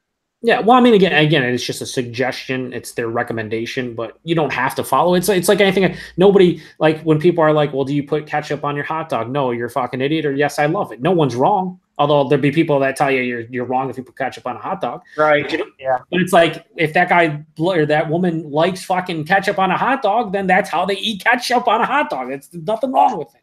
Do you put the whole pineapple on a pizza thing? There should be ketchup on a hot dog. Well, a lot of people say they're not. Just like pineapple on a pizza. You know what? If you want to eat all the fucking pineapple on pizza, have fun. Pineapple on pizza is not a bad thing sometimes. I like it. Hawaiian pizza. People are like telling other people like you can't have it. Well, that's cool, but I'm going to, and I'm going to like it because it's delicious. It's like mayonnaise on French fries. Yeah, I'm all right with that. Especially now that they have all different kind of mayo, like they have all spicy and sriracha and stuff. Sriracha mayo, yeah. Oh, you can have sriracha mayo, but not regular mayo. Get the fuck out of here. I'm sorry. I just couldn't imagine using French fries and mayonnaise together. There's a lot. I couldn't imagine beer and caviar. Yeah, it's a thing. Or jelly, for that matter. Beer and jelly, that's a thing too. Yeah, beer jelly. That's right. You reviewed beer jelly. That happened. I did do the beer jelly. I got 2 more beer jellies I got to do this weekend. I'm looking forward to them. They're interesting. We got a bunch of comments here. We have Equal Opportunity says, yes, he's been to Coonan's. He enjoys them also. He says, I also need to, quote, arrange for you boys to get some Brooks Brewing beers, my favorite brewery. Yes. Yeah, I'm on board. I know Rod is, yeah. If you want to do a trade or something down the road, Equal Opportunity, we definitely can arrange that at some point. At least I can. I know these other guys are probably willing to do it as well because we like trying different beer from all over. Then Eric Gilbert says, going to Town Brewery tomorrow in Whitby Harbor. Cool. Have fun, Eric. Let me know how those beers are. Did I have something? No, I'm thinking Hometown Brewery, not Town Brewery. Jared Stacy says, we're here, Rodney. You put on a great presentation today. Thanks. So Jared's one of my colleagues at work. So nice. So your coworker. Nice, sweet. That's cool. And then you said, thanks, buddy. Lee shows up and says, quote, our shitty macro lager tastes best at cold as fuck. Otherwise, skip it. Yeah. That's all macro lager, I think. Yeah. Well, here's the thing. I get both sides of it. I understand they want you to drink it cold because that's what they're meant for. But at the same time, when you drink shit cold, it masks the flavors. And it's supposed to with an adjunct lager. I know it's supposed to, but it's still just like they're I don't know. Then the ingredients are shit. If your beer warms up like Budweiser did to 50 degrees and it's gross in a drain pour, then I don't know. They know it and we know it, so there's no one to really fool. No, there isn't. I mean, if you're going to shotgun beer, you might as well shotgun an adjunct lager. Yeah. Nice and cold. Mm-hmm. Yep. Eric Gilbert says, I also think a bit conditioning of stouts and similar styles helps round out flavors. I think that certainly plays a role when these comes to these New England style IPAs. Like some of them are released too fresh, where they have that like green hot burn thing going on. And it's like, I've had some of these beers 2 weeks old, and it's like, I've never thought I want to say this, but I wish I could drink this 4 or 5 weeks old. Like, I don't want this beer super fresh, and it's definitely happening more and more. So yeah, a little bit of conditioning. Everybody going crazy, like drink the fucking beer 5 days old and pour down the drain. It's like, settle down, right? Settle down. Shit's not, I've had all kinds of different styles, old, young, whatever. More often than not, they're fine. All right. Fresher is usually better, but at the same time, like just settle down. Just settle down. Still talking beers, or are you talking women now? Yeah, we're talking a little bit of both.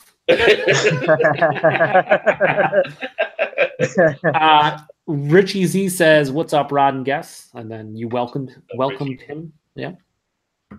He says, cheers. He's having a bottle of the Deschutes Twilight Summer Ale and some Angel's Envy rye whiskey. Ooh. Now, has he mixing them together? Is he mixing them together is the question. I'm thinking he probably has them separated, keep them separated. Cuvée. Oh my Lord, we just had a nice 90s musical reference. That just I don't do enough to Deschutes. I need to. Well, once my cellar goes down a little bit more, I need to get some more of the Deschutes beers. So in the Founders Porter review I did, I referenced Black Butte because I think that's one of the best American porters going. Period. Yeah, it's fucking fantastic. Just straight American porter, no frills. Here's an American porter. It's fucking fantastic. I wish we'd get Deschutes here. I love all their barrel aged stuff. Is fantastic as well. That's right. I forgot you can't get them there. That's what I can find for you sometime here to Deschutes. Yeah, motherfuckers. Jared Stacy says Hawaiian Tropic is the name. Bing, bing, bing, bing. There you go. There you go. Yeah. Nice. Hawaiian Thanks, Tropic. Jared. And then Lee says, no, People who eat pineapple on a pizza should be rounded up and gassed. It's a bit extreme. No, it's a Hawaiian pizza. You got to have pineapple in Hawaiian pizza. Yeah, you know who you got to blame for the Hawaiian pizza? Canada, because they invented it. And Eric Gilbert says Canadian invention, pineapple on a pizza, baby. You guys bring a lot of things to the table. A lot of them are fucking super negative. Justin Bieber, number one. And then, yeah, Celine Dion. Well, yeah. Rush. They did all right with Rush. That's cool, I guess. Pamela Anderson circa like 1994 was cool. Not anymore. Michael Myers pretty funny. Yeah, he's all right. I liked him on SNL, not so much as Shrek. Shrek was originally supposed to be Chris Farley. I would have loved to see how vastly different it would have been from Michael Myers as Shrek. Then we have Richie Z laughed at the pineapple on pizza, said, what's up to Eric? They're exchanging high fives. And then Eric says, the shoot showed up in Ontario this week. What showed up, Eric? What beers specific? I guess I could go look at those. Fresh Squeeze. Fresh Squeeze is a fucking good. That was like one of the first beers that I remember used. I think it was Mosaic hops. Were they one of the first? Like, I'll say commercially, but like as a big brewery, I think Fresh Squeeze did. Yeah, they actually have Fresh Squeeze. It's $16 for a 6-pack Canadian, which is about $12-13 American. So not that bad for being imported, honestly. I don't know what a 6-pack of the Shoots Fresh Squeeze is, but it has to be around what, $11-12. Nice. That's not bad. Yeah, somewhere in there probably. Yeah, so that's actually. I'm thinking maybe $9.99, but I don't know. It could be 12. Like, but even so, they're importing it. So I mean, if you have to pay an extra $1 or $2, that's right. Yeah. To be a fan of the Shoots. Oh, Earth says you can have all the Deschutes, all of it. Oh my lord, Earth, dude, Earth, send us some blind beers, all Deschutes. No, I'm just kidding. What's the problem with Deschutes, Earth? He's in San Diego. Yeah. He's got all the good breweries out there in California. Oh, you look at his check-ins. He's super fucking spoiled, drinking all the great beer. He says except for Abyss. Yeah, Abyss is a pretty good one. The Abyss is fucking bonkers good. But I like all like their barrel aged stuff is really good. I think like their mirror, not their pale ale, just like the mirror in the big bottle. Their barley wine, I believe. What else do they have? They have a lot of fucking beers. I don't know. They have a good amount of beers, yeah. Maybe a lot of their base stuff outside of like Black Beet and Fresh Squeeze. Maybe they're not great, but I can't speak on those because I haven't had much. Yeah. Trying to look at the other beers here. They're Jubal Ale I really like. They're Not the Stoic. They have the Stoic and the Not the Stoic. Yeah, both of those. I also like their Black Butte Anniversary beer they come out with every year. They're on like 29 or some shit now. That's always awesome. The Freshly Squeezed IPA, whatever. Yeah, Fresh Squeezed, which Eric said that's the one that showed up. Like I said, I just looked at the LCBO. So $16 a 6-pack's not bad. I would definitely give that a go.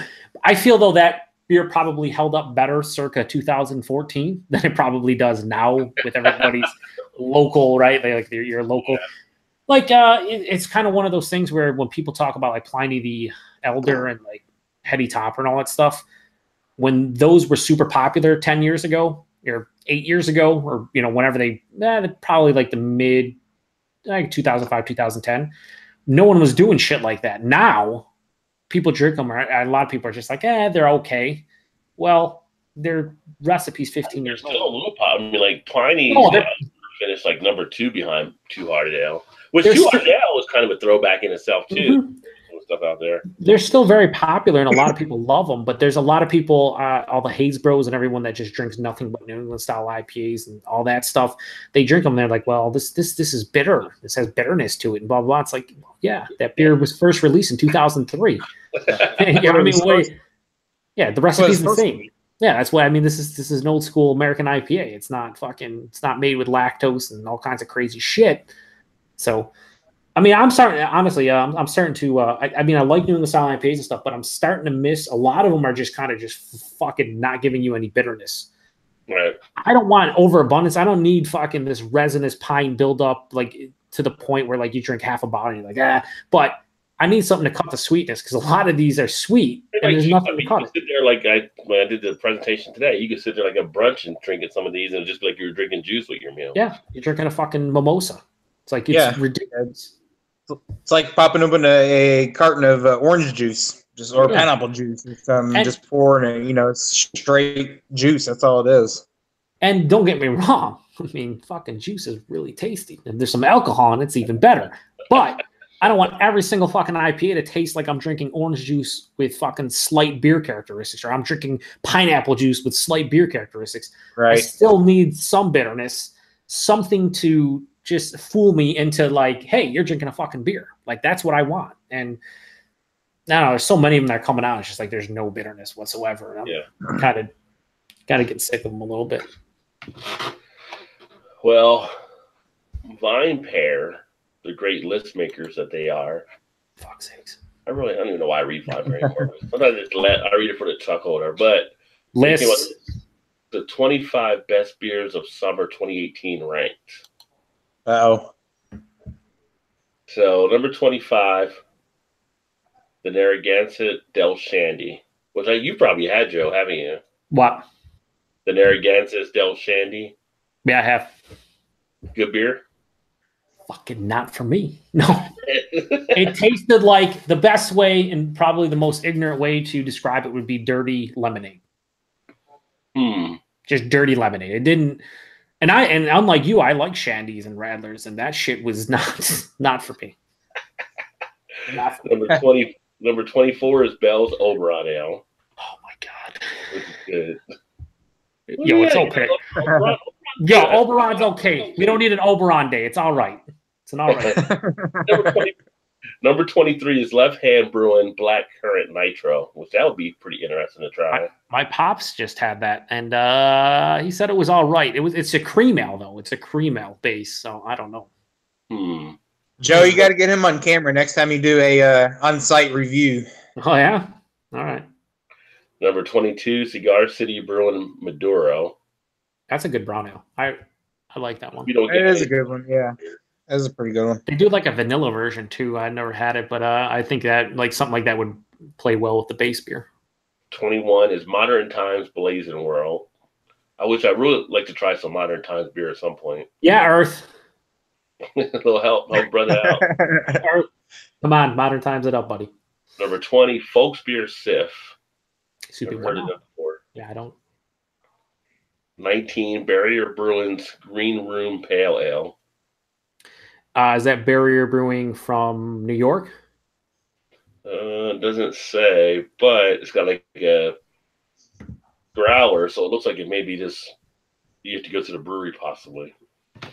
What was the name of it again?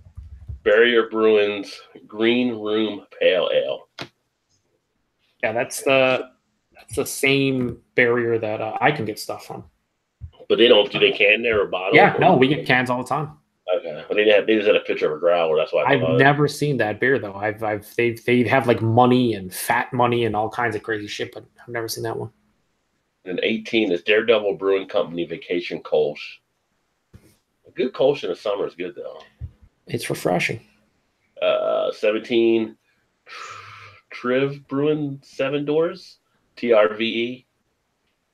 Triv. Just pass. Never heard of it. Pass. 16, Firestone Walker Firestone Lager. Firestone Lager? Yeah. Again, that's not right? That's at West Coast. Yo, fucking what? Firestone Lager? I don't think I've ever heard of Firestone Lager. Is this something that they've had for a while? No, they first started brewing that late last year. I have not seen it in my area. I'm sure. Earth, have you had Firestone Lager? Be curious if he's taking it down. There's people I've asked for more craft breweries to do lagers, so it's not a bad thing.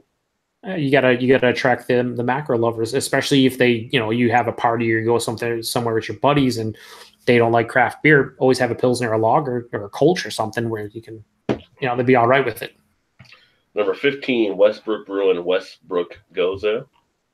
Fucking right. And the key lime pie. And I just did the lemon cucumber. That fucking Goza line's fantastic. The base one's awesome though.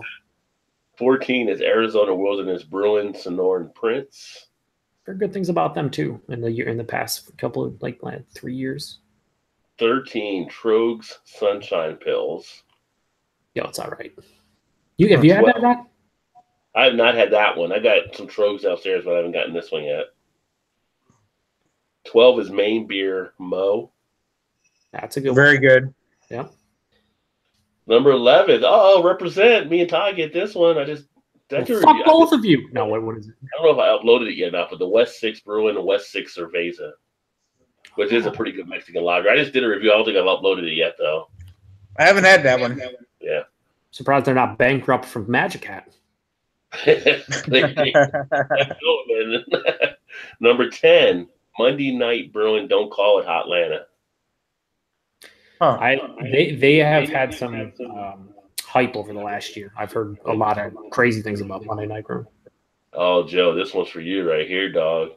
Number 9, Coconut something. Brewing, Coconut Highwa Porter. Oh, that's Maui, right? Yeah. That's a really good beer. I like it. I like that the coconut's subtle enough where you could drink quite a few of them. I know I just said coconut subtle enough. Coming from me, I get it. But I don't need everything just drenched in coconut, especially like a beer like that. It's like a 6.5%, something like that. I mean, you're not trying to, fucking drink a dessert beer there. It's kind of a nice porter. So. Number 8, Perennial Artesian Ales, Hop Fenta or Hop Fenti. I've had that one before. It's pretty good. Number 7, Funkworks. Ooh. Don de Hoblum. Never had anything from Funkworks. Number 6, Crooked Stave Petite Sour Rosé. Which, let me reference back to the chat here. Eric Gilbert says, I would rather order Crooked Stave, and he has 4 money bags because like that Petite Sour is like $7 for a $3.75. I'm sorry, but it might be refreshing and tasty for the summer, but you fucking go broke drinking that. Go broke drinking that way.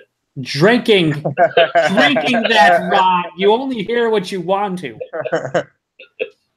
Number 5, which is kind of surprising, this one's up there, but I haven't had it. But the brewery, I've never really been overly impressed. But Sweetwater Brewing Twisted Fish.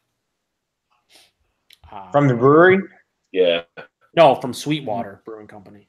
Oh, Sweetwater. Yeah. Okay. I haven't had anything from Number 4, yeah, I've not had that one. Ninkasi Brewing Prismatic. We got Ninkasi here for a while, but I don't remember that one. See, number 3, I don't think it's that great to get this kind of rep out there. Oh, did you sell down? Sierra Nevada Brewing Hazy Little Thing. Yeah, fuck I don't that. think that's as. I mean, I put that behind the other 2 beers. Yeah, no, I was not impressed. And number 2 is Two Roads Brewing Clementine Goza. Yo, that shit's good. Oh, Clementine one? Yeah. No, I had their key lime one. Yeah, this is my pair, so I don't even know what the credentials are of these people that put these lists together. Because it's probably just some random intern. Yeah. It's like, you know what? I drink craft beer. Let me put on the top 25 list of fucking refreshing beers for the summer. And then number 1 was Night Shift Brewing Whirlpool. That's a good one. Yeah. But yeah, the Two Roads is more known for brewing other brewery shit at their brewery than their own beers. Like, it's in terms of quality. Like, pretty sure they do the Lawson's Finest stuff there, like the Sip of Sunshine and all that nonsense. We got quite a few comments if you want me to read them. Yeah, knock them out. Actually, not that many. Richie Z says, "Do you guys like Pliny the Elder?" I have not had it yet. We don't get it here.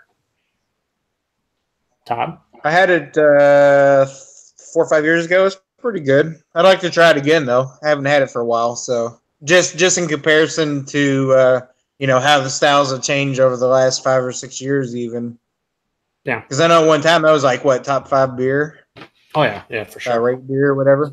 Yep. So it was like number 1 in Beer Advocate, I think, for quite a while. Yeah. So I'd like to try it again, but it was really good last time, when I did have it 4 or 5 years ago.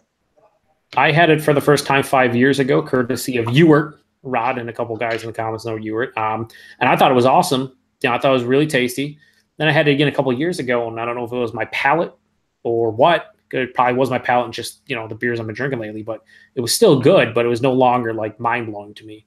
But I also understand why that could be for my palate. I don't just start spouting nonsense off like so many other people. I just my palate has changed, and the landscape of beer and IPAs and recipes and ingredients have changed. So it's still a damn good beer. Don't get me wrong, but it's no longer for me like, up there.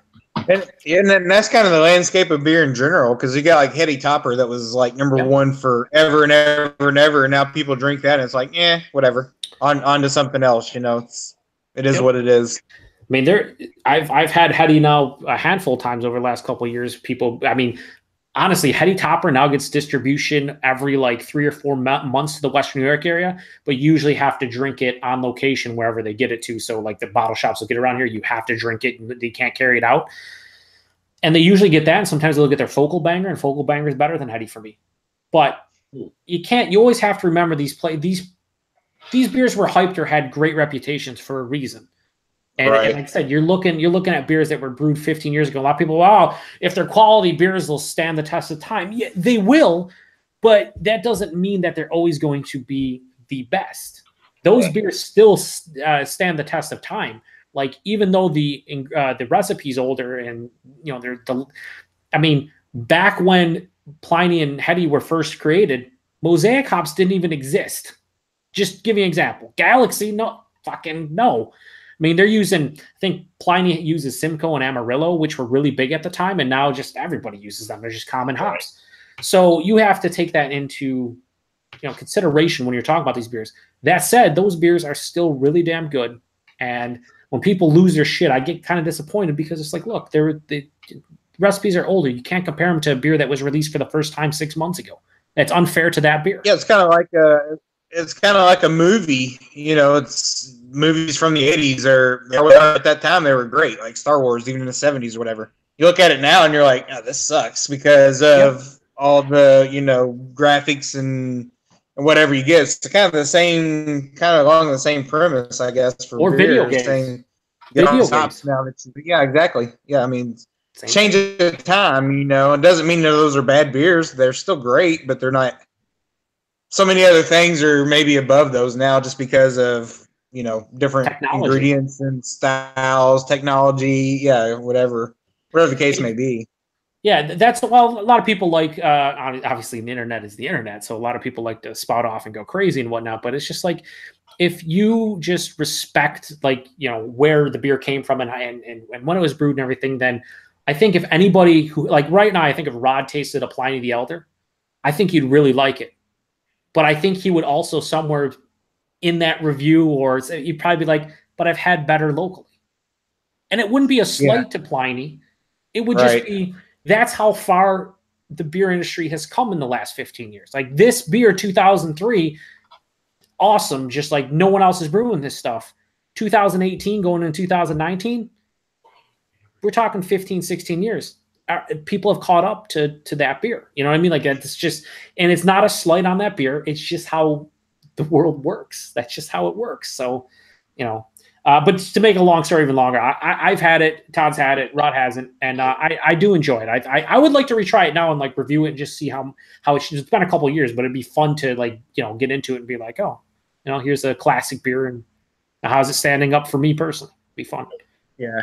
Yeah, that's kind of the same with like Two Hearted Ale. Like so many people kind of downplay that now because of all these other styles or whatnot. But to me, like Two Hearted is still fantastic. It is, it is what it is, but it's a great beer. I mean, you can get Other Half or 450 or Treehouse or whatever that are probably way better than that. But it's just a different type of style and different kind of era. Let's say, for lack of a better term, I guess. Yeah. But to me, like Two Hearted is easily my go-to. If they've got it, and that's the best thing, I'm getting that every time at a restaurant or whatever. That's what I'm going to go to. It's like Lagunitas IPA is very similar for me. I agree with you with the Two Hearted, but Lagunitas IPA, like that is a beer that every time I have it on tap, and I've had it a couple times in the past year on tap, and I'm drinking, I'm like, how is this beer this fucking good? And I just never drink it. What's fucking wrong with me? I'm an idiot. And then I won't get it for a while, and I'll get it again. I'll be like, oh, yep, this is amazing beer. Awesome. That's a good comparison, because that is a great beer also. Yeah.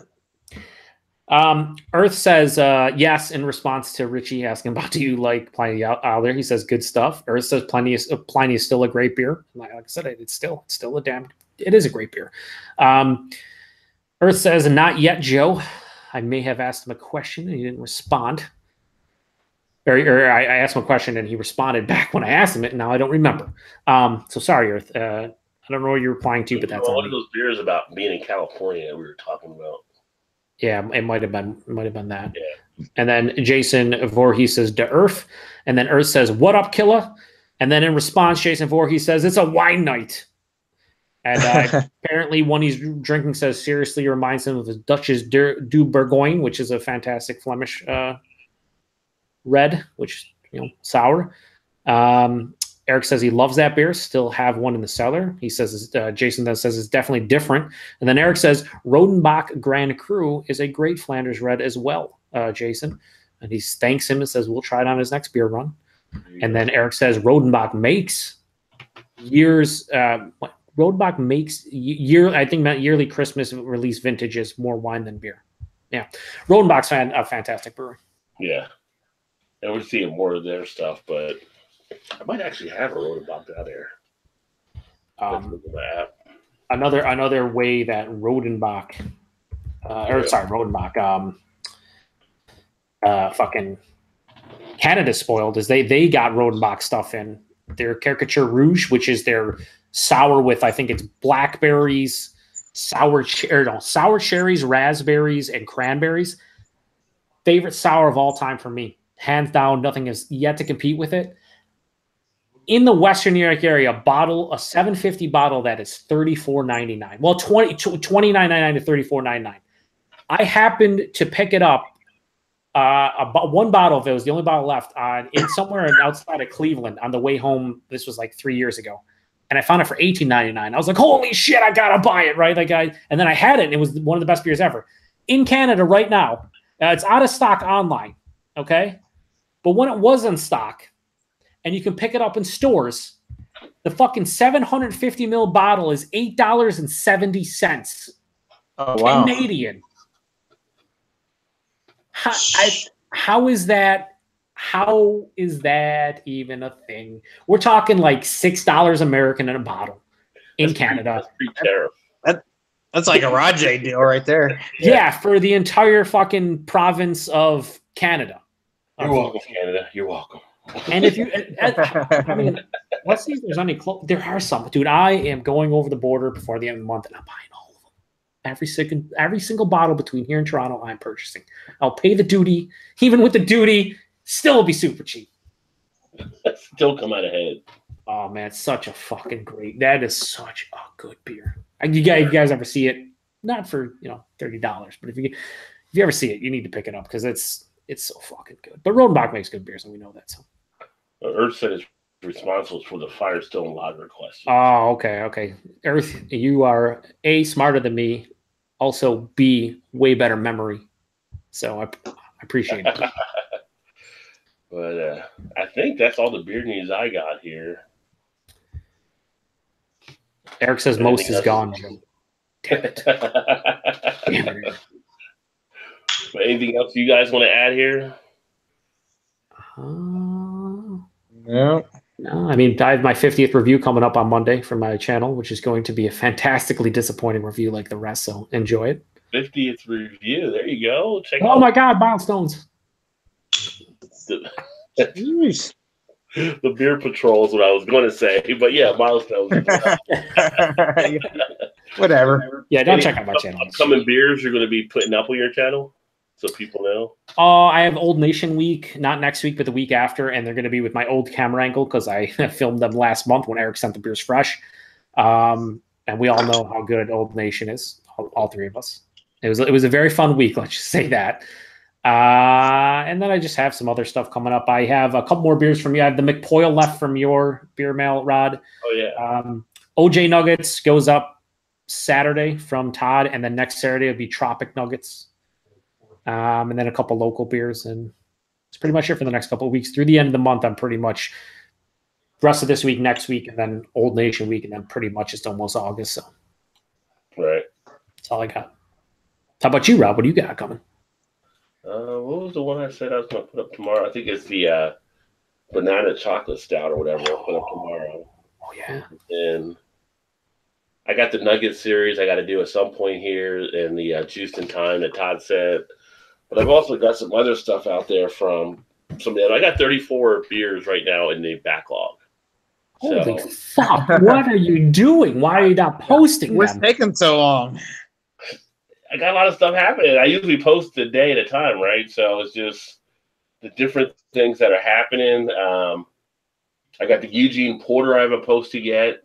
I got the Golden Road Pico de Mexico, which was a cucumber lime beer. You know, you're doing press tart. I haven't put my press tart up yet.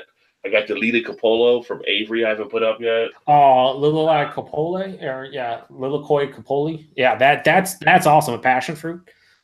Yeah. Honest question: have you guys ever had passion fruit? Either of you, like the actual fruit? Have you consumed a passion fruit? No. Todd, you? No, I'm not sure if I have or not. I had one a long time ago. I actually ate one last night for the first time in I don't know how many years. They're fucking incredibly tasty. I forgot how good they are. But now, like when I say passion fruit, and like it's kind of like to remind my palate, but now I know exactly what it tastes like. And man, there's a lot of beers that have that passion fruit character. Certainly IPAs. It's crazy. Is it the ones like got a lot of seeds in it, or? Yeah, it's very slimy, almost like it's like slimy with like hard seeds in it, and you basically cut it in half and just scoop it out, and you eat like around the membrane or whatever. But man, is it fucking just super tasty? They're expensive though. Like it was a small ass passion fruit, was like $2.50 or $3. I'm like, Jesus, I'm not rich, man. I can't afford all this. Let me get those navel oranges, son. Yeah, it was. I had the RIPA. Lenny from Schmaltz, which is good. I got to upload that one. They make some good beer, man. People shit on them, but they make Schmaltz. Every time I've had a beer from them, it's been a good beer. Their anniversary beers are always fucking super interesting. Like when they do like 18 malts and 18 hops and all kinds of crazy shit. Those are fun too. Dark Swan I haven't put up yet. We got one of the Tool beers here. God, a lot of freaking uploads to do. Yeah, dude. Like I see some people put like uploads back to back. Why would you put all those back to back like that? Yo, you got to albino rhino and put like 10 up in a single day. Yeah. I feel bad putting one up a day. I mean, a lot of people do it, but like my plan was like 5 most in a week. Now I'm like, I'm so bad. Like I one a week until Old Nation week, and then after that it's going to be one a day for a week. And then Old Nation hits and it's only 4, but then after that, I'm like another whole week. But whatever. It just means you're going to get less views per video. It is what it is because not everyone's going to watch every single one of your reviews. I'm actually at 26. I thought it was 34, but I got it down to 26 now. Yo, that's still a lot of backlog. Still a lot, yeah. What are you gonna do? I have like 9 scheduled for upload, but I have like none that are backlog. Like all of them are edited and uploaded and scheduled. So I couldn't even like I don't know. That's crazy. I need a social media system to run my social media.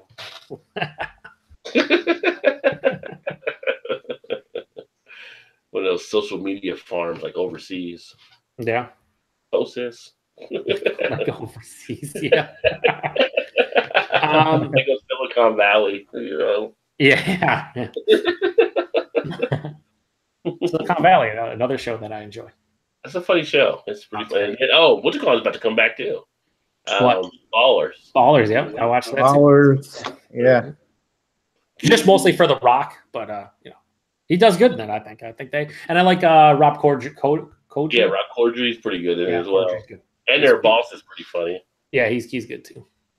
You want me to read the comments before we go, or you want to finish it? You got anything else? Yeah, the comments.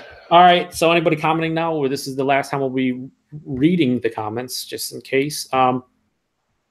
Eric Gilbert says most of the stuff is gone. Most of that Rodenbach caricature rouge, and then he says actually plenty. I gotta go get some. Shit, son. Yeah, you better go get that caricature. Richie Z says, cheers, gentlemen. Have a great night. Cheers, Richie. Cheers, Richie. Thanks for watching as always. Joining in. Earth says the milestone is Joe has finally shook Greg from asking about the uniforms. It's true. Greg has not asked where's my uniforms on my videos for about 5 or 6 days now. So I don't know if I shook him or he's just backlogged, but either way, might be a win. We'll see. And then Earth says if he starts back up, it's on him. Earth, you're at the blame. Earth, if he starts back up, you owe me a beer bell. Deal. Okay, we're good. Eric Gilbert says There is 18 in Grand Benjo and the St. Catharines. He's still talking about the Caricature Rouge. Go buy it all, Eric. It's a fantastic beer. Go buy it all for $8.70. I would buy I'd buy probably 6 of them, honestly, for $8.70. I'd buy at least 6, half dozen. Jason Vorey says, do you guys get dragon fruit up there? I do. I do as well. I haven't had one in a long time. I haven't figured out how you're supposed to eat it, but I see it in the store. I might actually grab one this week because what I'm doing is I'm eating a lot more fresh fruits, like blackberries, strawberries, peaches, and all this stuff. So I'm buying one weird fruit a week and eating it. This week it was passion fruit because it's not super weird, but like when you're eating it, it's fucking weird. You cut it in half, you're fucking scooping out slimy shit with seeds in it. It's weird. So dragon fruit might be next week. It's like $4 for a single fruit, but I'll try. That's a super weird looking one for sure. You should upload the video so I know I'm supposed to eat it, and I might pick it up. I'm probably gonna fucking poison myself. It's gonna be fun. Well, I had lychee for the first time ever last week, and lychees are these little these little balls. Like they look like I don't know. They're spiky. You have to slightly cut them or crack them. You rip off the fucking shell, and then you peel off the outsides that are almost like white orange slices. They're like really small, and the stone in the middle, the what you call it, the pit. The pit. There we go. Blanking. Apparently that's like poisonous. You're not supposed to even think about eating that. I'm like, okay, let me just make sure. Oh, there's a little bit on this fucking thing. I was like, but man, lychees are fantastic too. I don't even know how to explain them, but they are good. A lot of work though you to put in. Yeah, they're really small too. You don't get much. You like crack open like 3 of them, and it's like 2 bites and you're done. But whatever. And then Earth says, "Don't upload all at once. I can't handle that stress." I'm with Rod though. I think if you're, I don't know. I think uploading like 2 or 3 videos in a single day is just a bit overkill. And I know if you have a big back, like I follow some beer tubers that have a huge backlog, and you can tell, and they're upload 2, 3 a day, and it's just like. It forces you, or in this case, it would be me, the viewer, to like pick and choose what I'm watching. Because I can't watch 20 to 25 minutes straight of one guy when I'm fucking following, 50, 60, 70 people. It's too much. Once a day, I can do it. Once a day, as long as, I enjoy their videos, I can watch once a day. It'll be like a Saturday or Sunday or something. Like 1 in the morning, maybe 1 at night. You know what I mean? Or if it's something different. If you're uploading 2 in a day and like say one is a regular video and then one's like a vlog or one's a live show, review or live show, that's something different. But if you're uploading just like reviews, I was just like, I don't know. This one sounds interesting. I'll click on this one. I don't know. Yeah. But Rod, I would watch every video because I watch all Rod's videos. Well, I need to do some more of the news. I was going back looking at stuff, and it seemed like I need to start doing some more of the hop type. People like the hop minute thing I was doing for a while. Oh, that's what I was going to say. You haven't done any hop videos for a while. Yeah, I haven't done those in a while, and I might go back and do a couple of those. Those are like 1 minute videos when talking about a hop for the home brewing people. You should do the branch out and do malts and maybe even yeast, and because a lot of people know a lot about hops, but they don't really care about malts or yeast and like what kind of like yeast is probably the most complex part of any beer. Like it can impart so many crazy flavors, but no one even knows about what like yeast strains are out there other than like the popular ones. Like they're like, I know, like whatever, like Brettanomyces. I know that. Like I know the it's like, but like yeast is really popular in New England style. Like they're using like a lot of the London yeast strains now and stuff, and people don't even know about them. So I think that would be fun. But whatever, I don't know. That's just personal opinion. You do whatever you want, Rod. You fucking do that hop minute. Everyone loves them. Get the views, become a celebrity, and leave us behind. I'm still trying to catch Redbeard. He's ahead of me. So man, Rod, I don't want to say it, but you're only 474 subs away from monetizing, where you make that big money. Oh, I gotta have the view time. Nick has the view time, but he doesn't have the viewers. He said. Oh, Nick? Yeah, I stopped watching Nick's stuff because it's terrible. He doesn't have. I was his only viewer, which is why he doesn't have the subs. I had like 17 different accounts sub to him, man. So no, Nick. Nick needs like I think like 220 or something subs, something like that. He's. I do it for fun. If something people want to, if it grows, it grows. But just have a. I do it for free beer. Story. Yeah, I mean, that guy does a brewery sending me beer now, so I can't complain. Can't beat that. Unless it's shit, then you can complain, but that would be in the review, right? But then it's still like free beer, and it's kind of like, in a way, it's kind of like Cactus. I'm not spending on beer because somebody's sending me beer. But that's the beauty of it. Like when I didn't like Tropic Nuggets, and I'm talking to Todd and you guys, it's like if every beer I sent you guys, I mean, it's not going to happen, but it's like you don't know if you're going to like the beers. You have an idea if somebody will like them, but if you don't like one, that's how it works. So yeah, I would never. I don't think anyone would ever, well, in our circle, would get offended at another person not liking the beer they sent, because you should appreciate that someone's sending you beer. Period. So. Oh yeah, definitely. Exactly. Unless somebody put a green bottle or something in there. I think Rod just said in the next beer mail, a Heineken's coming his way. Is that what's happening? I sent one to Drunken one. You're next. Right. I sent him in a can though, so he lucked out. Knocked it out though. He's not gonna turn it away. No, that's why I sent it to Drunken one. I knew he wouldn't complain at all. So you would have done a chilada. Oh man, if anyone sends me a chilada, fuck you, man. That's a mystery right there, right? Oh. Oh man, imagine doing a mystery beer review of a chilada. You pour it out, you're like, what the fuck is this? Is this a strawberry beer? Somebody died in my beer. I guess I lied, because Earth has a good comment here. Says Rod needs to do a segment on, quote, how to Rod J deal.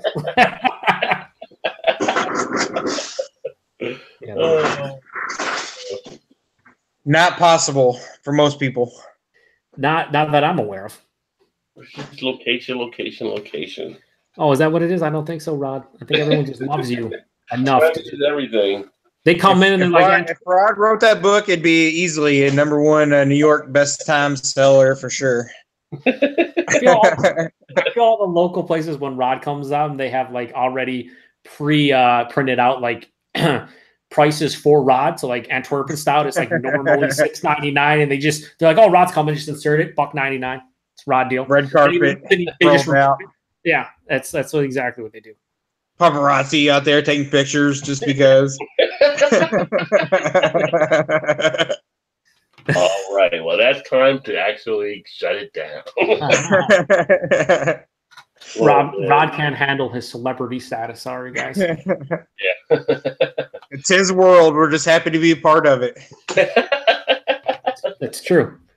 That's true. We're really not on his team. Remember, he's LeBron. He's leading. That's right. That's right. Paul just showed up and said, well, good evening, all. Well, good night, Paul. Because we're shut it down, unfortunately. Paul's here. Let's go. Time to go. And it's not because you showed up, Paul, although I'd love to say it's because you showed up. Well, thanks for everybody that checked out the show tonight and all the comments. And again, check out Joe on the Beer Patrol. That's the Beer Patrol, all one word, 2 L's on the back end. And of course, Todd, no channel, but Todd's always around with us. So check me out whenever, wherever, whatever. If you don't, that's fine too. No, it's not really fine, because then you're ruining Rod's channel. So that's right. Check it out anyway. And Todd's gonna come and ruin my videos when I game with Todd too. Oh yeah, that's really bad. Really bad. But it's a lot of fun watching it. Where do you go? You're running the wrong way. Watch us get killed by a bunch of 10-year-olds, if nothing else. That's entertaining. I mean, who doesn't like that? Todd's like, oh, damn. I'm like, what, are you shot already? I'm dead. The game started. The game is over. You would think as a millennial, he would be better at video games. I'm going to have Todd on my channel. We're going to do a side-by-side review at some point once I find fucking time. And I don't next year. Nah, it's probably going to be early next month or later this month. We'll see. But it should be fun, though. The same beer, right? We're going to do, 18th Street Brewery, their Hunter Milk Stout, and then their Coconut Hunter. Hunter. Yeah, so it'll be fun. We're doing a side-by-side. It should be a good time. Unless Todd, hopefully Todd uses his phone so he fucking doesn't ruin it. That should be fun. I will always use my phone from this point forward. I can see him. I can hear him. He's not muffled. It's fantastic. It doesn't mean the video's not going to suck, but I'm going to use my phone either way. It's a video on my channel. It's going to be fucking horrific no matter what. So can't wait. And you'll have the worst guest appearance of all time. So, hey, it's a win-win for you all around. I don't know. I had Nick on my channel once. Yeah. Also, Paul Sourest, and I'm done. All right. The Sourest. Yeah. Sourest. All right, everybody, we're going to head out. Thanks for watching. We don't have Eric here for the PSA, so don't be a stupid idiot out there drinking and driving. do stupid sobriety tests. I think Eric's PSA is more like don't drink and drive, assholes. I think that's pretty much what it is. Yeah. More or less. Because all you're going to do is hurt your friends and your family, right? That's a part of it. That's the Cliff Notes version. And then you're going to be 6 feet under. We love Just Eric. don't do it. Cheers, everybody. We'll catch you guys next week, if not before. Get your beer on.